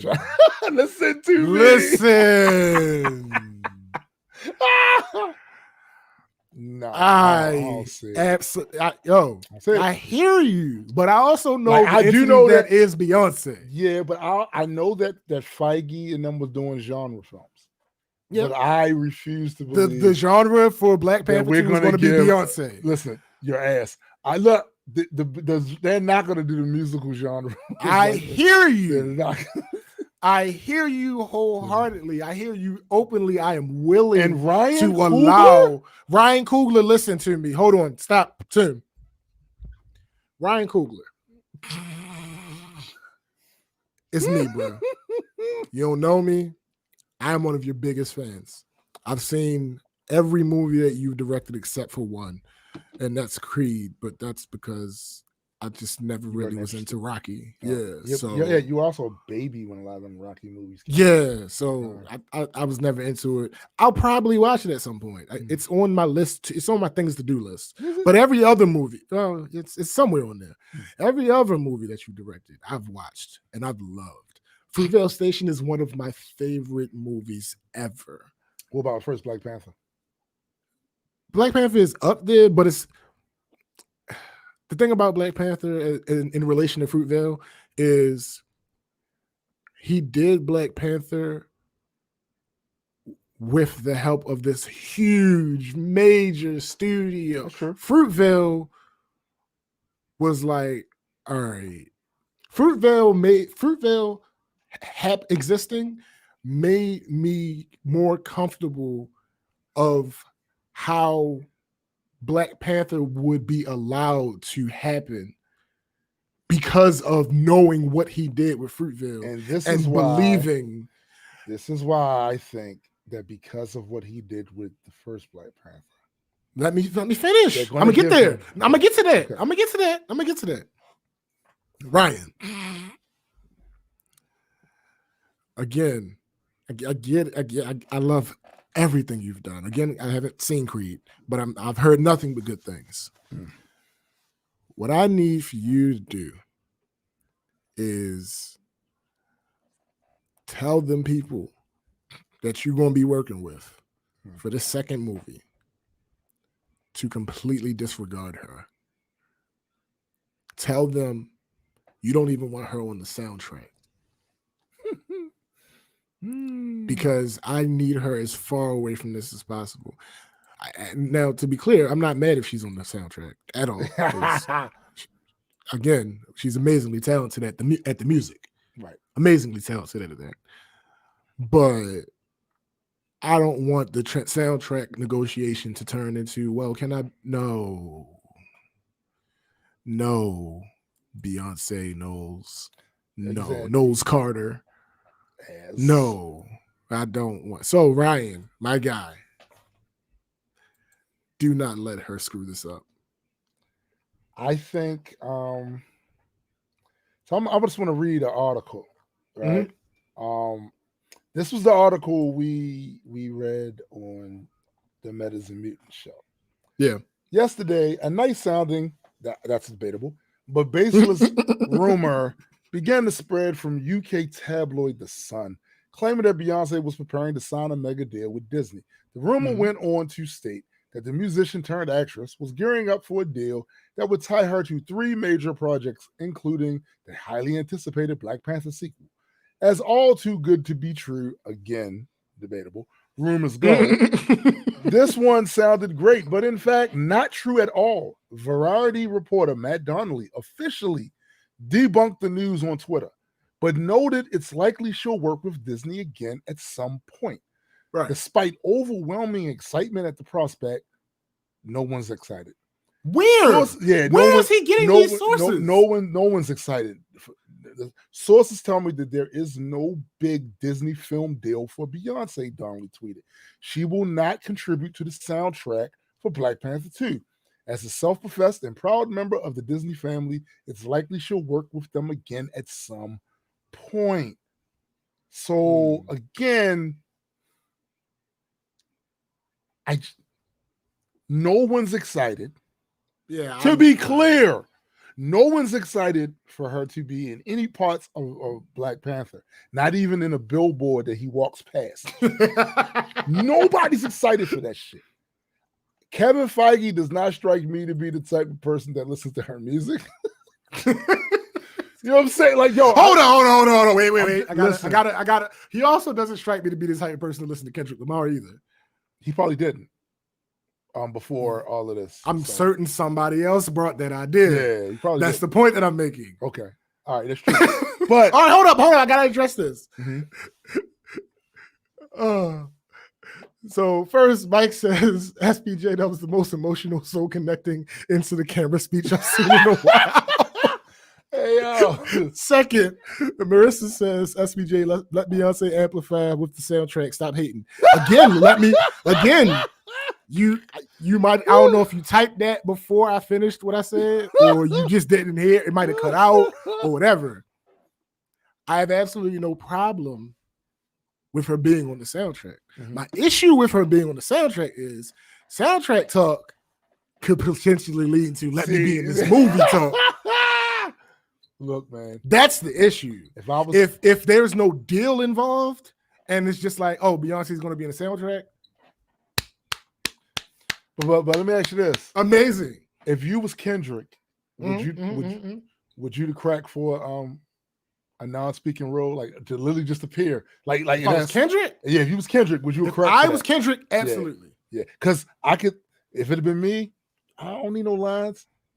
That Korean, no, just let me be in there. Yo, and when they went in Korea and went in that disco, let me sit at the table while the camera goes by. So let me be one of the people sitting with let a suit me be on. A part of the Jabari tribe. Like, let me just be back there. Like, just let me do that. Like, no, absolutely. But that's my point. Because I have no reason to believe that she wouldn't be a fan of the movie. Right? Yeah. So I would definitely be like, hey, if I'm doing this soundtrack, let me get up. I'm not faulting her for wanting to be in the movie. You're faulting them for letting her be in it. Exactly. That's all this is about. I don't care about none of that. Like, this ain't that. Like, I don't want you ruining one of my favorite things. That is the issue here. Well, I'm gonna tell you like this. I don't want her being Storm. I don't want her being Rogue. I don't want her being any of them. I don't want her to be in Jubilee. I don't want her being Wolverine. I don't want her in that movie at all. Like, I don't. Okay, hold up. Mike says, would you let her pull a Stanley and just do a cameo? I would be fine with her doing a cameo in a MCU if she's movie just Bay. No. Oh, okay. I would be fine with her doing a cameo in an MCU movie if it wasn't Black Panther. Ah, got you. Because I find it hard to believe. What if Bay just got information somewhere in the background? I see what you did there. I love the pun. However, no, I'm not. Again. What if she's hold up?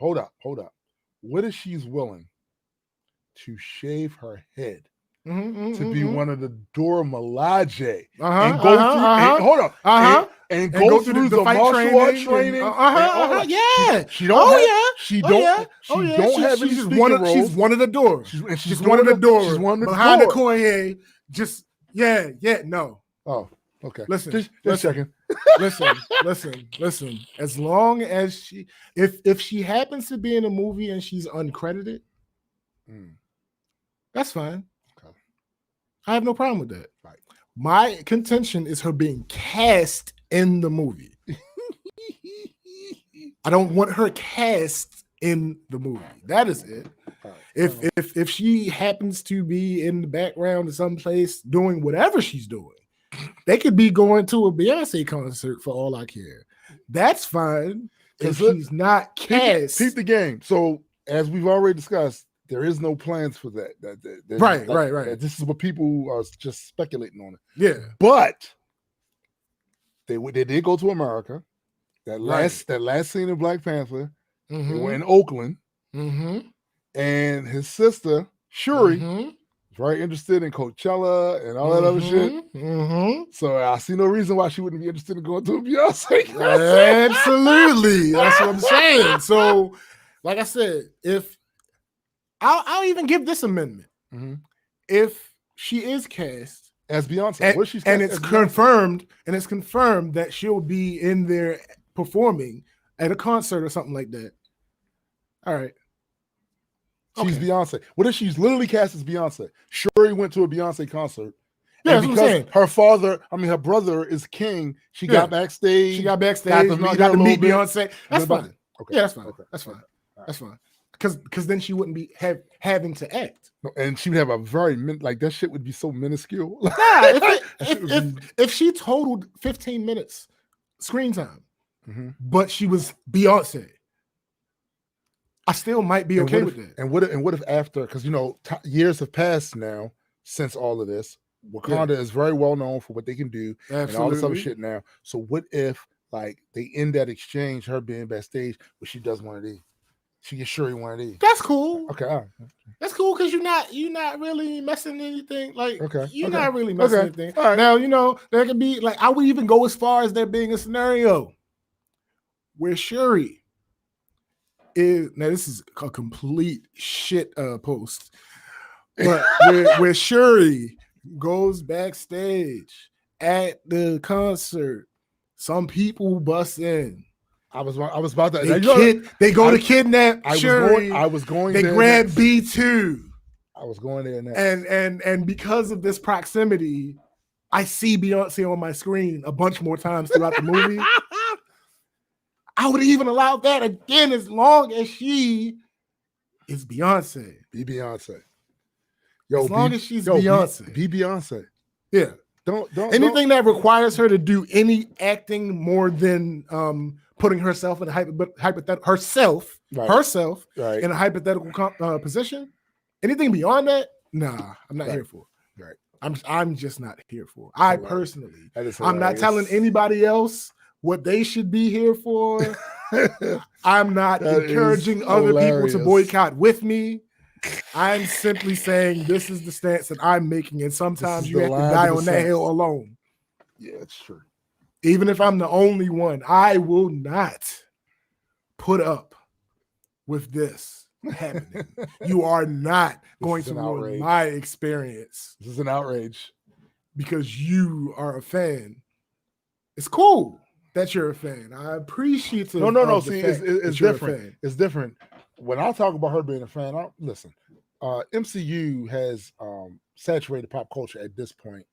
Yeah. So I would argue that there's a lot of fans of it, from all different walks of life. Yeah. I'm talking about, is she like us?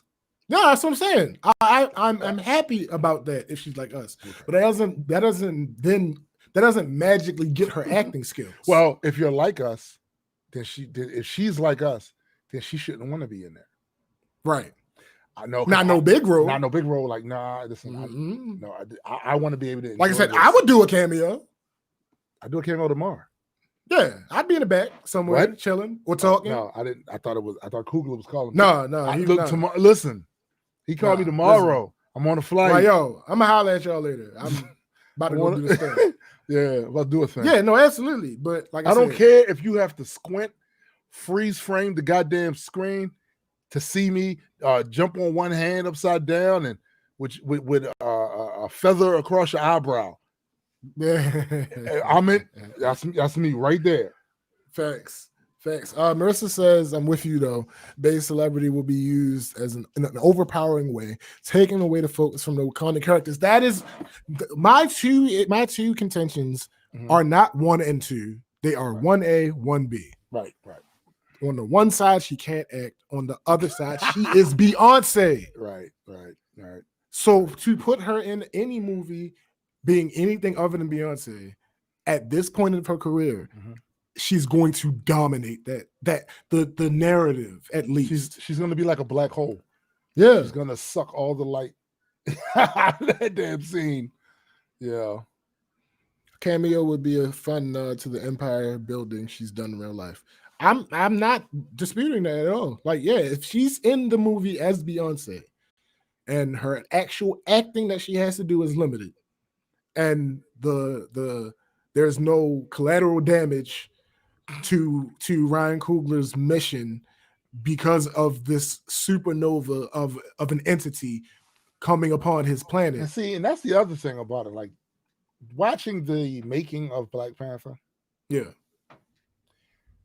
There is a level of commitment to authenticity. Yeah.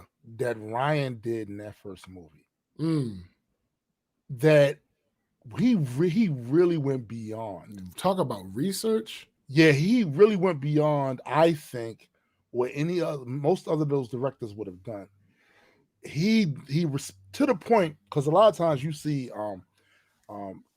continental Africans portrayed in Hollywood not very favorably. Right. And they have a problem with it, and so do I. Yeah. I have a problem with it. But I have a lot of African friends now. A lot of them. Continentals. They love that movie. So he did what he set out to do. Like, they love that movie. They love the representation, the costuming, all of that. So it's like the only negative thing that I heard about it comes from somebody that is obviously still caught up in the colonization mindset, where he was like, he didn't appreciate Black Americans playing African. And I'm like, they're African. Yeah. They're African. So stop it. Stop that divided. We not hit. Yo, and they didn't even make it look fucked up. They was in there with the pride, and it was unapologetically African. Oh yeah, absolutely. So I'm like, it was quite the sight to see. Right. Like, let's not do that. And also, the African Ryan Coogler, who's born on the continent of the United States, right? He showed due respect. So I don't know why people would think that wouldn't have been the case throughout that entire. This is the fact that he went so far to get the costuming, the languages, and all of that shit shows he had the respect. I don't know. I feel like I get a part of the argument. Why aren't there Africans playing these Africans? But where's Lupita from? Lupita's African. Where's Daniel Kaluuya from? He's also African. Oh, really? Yeah. You sure? Because apparently, and also the I can never. Where's the I can't remember her last name. She's also like one generation from the African. Like, I don't know if she was born over there or not, but I know her parents are like Nigerian or Ghanaian or whatever. Facts. So even Shuri. Yeah. Shuri is from the UK. Letitia Wright. But most of the people from the UK, it's different. Like, it ain't like what they did to us over here. Yeah. Like, they are strong in their Cameroon, Ghana, Nigeria, a lot of Igbo people. Like, they are right there. Like, their parents are literally that. Yeah. And some of them may have never been to the continent, but their parents were born there and moved to the UK. So it's like, nah, B. Nah. I'm Ah, not really here for it. Yeah. Nah, God. Oh, Marissa said, "What if they let Akon get in?" No. Here's the thing. That was actually on the docket to talk about, but we just didn't get to it. Right. No, bro. I'm not with because for not more reasons, Mhm. for different reasons than Beyonce. Right. One, different I've never reasons. even seen Akon act. Yeah, true. I have no idea if he If can he act. can even act right. Yeah. Two, he's selling the continent to China, basically. I'm not. Yeah, I'm off. I'm off. Yeah, that and even the other some of those African billionaires that were billionaires before he even came. We talked about this before. They were Yeah. billionaires before he even came there and were doing nothing to help. Talk to the people on the ground. I've talked to many Africans and they are not feeling this shit. Mostly because of who he decided to go get in bed with. Yeah, They're not feeling it. yeah. They're a lot of them just not feeling it. But again, to the victor go the spoils. If he gets that thing up and running and it actually is a positive force on that continent, history will paint that different. And people will feel differently about it.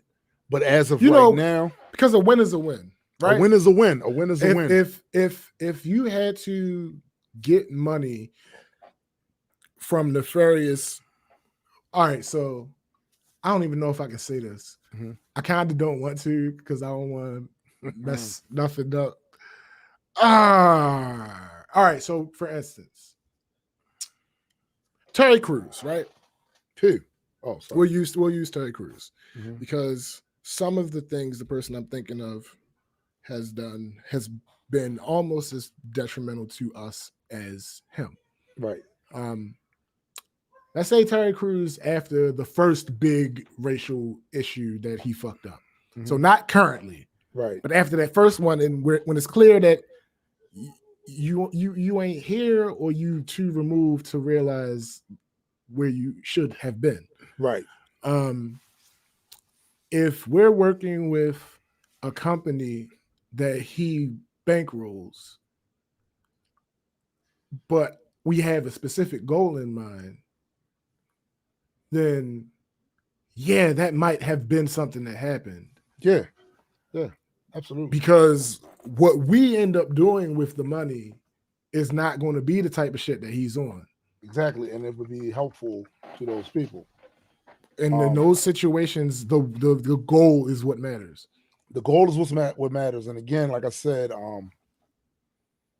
right now, like I said, I have a shit ton of African friends now, continentals. Yeah.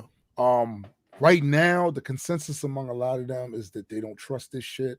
They don't. But if he gets in there, if it truly benefits the continent, if the people there start making money and their standard of living goes up, if he becomes a functioning member of the people on that continent and different nations and stuff, and it springboards a lot of positive things that the continent has been needing for some time. If he goes hard against the forces of the colonization that still want to grab their fucking fingertips into that land, if he votes the right way, if he's on a council that says, yo, we need y'all to divest, get your asses out of here, we need to claim our resources. If he does those things, then this early feeling that a lot of them feel, and I feel, because I'm siding with the people on the ground. I'm siding with them. Yeah. Like if that happens, I have a feeling that history will paint it differently. Of course, and it will be looked at as something positive. Yeah, undercover spies are a thing. That's right. So if his intentions are actually pure and it bears out that way, right. Because you can mistrust something and be wrong. Yo, that's been me forever. Facts. Like I've done that shit often. Things can look shady and turn out beautifully. And to be honest, my go-to is to be screwed. That's my go-to. You have a sad existence. Hey, listen, man. I'm halfway there, so I can't. That wasn't judgment. Listen, I know what I do know is that apes are not to be trusted. So Well, they have to prove, like at a sure. certain point, like I mean- gotta prove. Listen, it's Cool. their desires are flighty Mhm. and prioritized a lot of times over the public good. Yeah. And I'm like, I need to know, I need to see, even if you benefit from it, Mm. I need to see that this was of good assistance to the regular folks. Even if you benefited, even if you got some money out the deal, whatever. But if this shit actually did the work that it was Mm. supposed to do, and the people down there like benefited from it, because I don't believe in the high frequency of Right. win-win situations. I believe there are some Yeah, win-win they exist. They sure. exist, but I don't believe in the high frequency of those. I It think don't that- happen as much as people claim. yeah, I don't believe that. You know what I'm saying? And, So and even if it does, it's nowhere near as equal as people claim. exactly the worth of the value of the good versus what they benefited is Yeah. rarely on the same scale. Right, So I but this is the same with Akon. If he managed, I swear, if he goes in there and, to quote one of my favorite characters on Supernatural, Bobby, kicks it in the ass, Mm. I'll feel different about it. I'm quite sure a lot of those people will too. Yeah, but, absolutely. but right now, Absolutely. I'm siding with the people on the ground. I'm siding with the Africans that I know Period. that live there and are telling Mm. me, this ain't it, Chief. Right. This, Right. this ain't it, Chief. This ain't it. Absolutely. And yeah. Oh, that could be so divisive and problematic if it. Oh, it's going to get Anyway, worse. It's going to get yeah. worse. I'm telling you, the moment the content starts coming, and by content Yeah. I mean pictures of the Mhm. city, pictures of the city. Oh, it's going to get ugly. Mm-hmm. It's going to get ugly. Absolutely. It's going to get ugly. It is what it is. I mean, if he gets it up and it's above board, when if me and Yetta decide Ghana instead of Belize, I'll go visit. But but just saying. We'll go visit, nigga. We keep telling you. I figured that was already in the thing. No. All right. So yeah, we ended on the laugh. So that's good. Yeah, we take that. So I want to thank everybody that stopped by to listen again. Uh-huh. We really appreciate it. These shows are fun. They're definitely fun for me. They're a highlight of the week. I can't wait to get to the show. Facts. And do these things. And we appreciate you guys' support. There's going to be a whole lot of things coming up. Oh yeah, speaking of which, so if you're listening to this, make sure you will subscribe to the YouTube channel, Multi World Entertainment. Absolutely. Go ahead, subscribe, hit that bell so you can get notified when we do the things. Also, make sure you go ahead and get on the Patreon. We got a new patron sometime during the stream. I happened to have my phone in my hand and I saw the notification. Right. So that is dope. Appreciate that. Thank you. Patreon, the link. Where is the link? The link is somewhere stationary, but I can't remember where. Like somewhere where it always is. It's in the video though. Oh, okay. It's in the video right now. I'm looking at it right now. The link to the Patreon? No, the link to the Patreon is in the video. Oh, yeah, YouTube be coming through, my guy. Because Right I put it in the description for the what's the name. Mm-hmm, and when you start a new live, it allows you to use the same sentence. Man, Right, YouTube. right. Listen, YouTube over Facebook for Hey, videos. Listen, right now, right now, my guy. Right. YouTube. But anyway, yeah, so go ahead and go to the YouTube and go to one of the live videos, and you should be able to see in the description. You should see the link for the Patreon. It's only $1 a month. You can pledge more if you would like. That is up to you. That is your prerogative. But the bare minimum to get in is $1 a month. There will be a bunch of different other content, and we are working on all of that right now. We are. And yeah, come mess with your boys. and your ladies. And your ladies, because we got the ladies over here. So for my man SPJ, I am Tombstone the Dead Man, and for the greater multi-world entertainment family, yes, and that includes Cyrus. We are out. Peace. All right. I had to spread. Yes, picking you around. did. Absolutely. Yeah, I had to All spread. right. See y'all guys on the live. Hopefully next week. Yep. Thank y'all for being there and dealing with our tech issues and shit. Hell yeah. And we'll holler at y'all later. All right.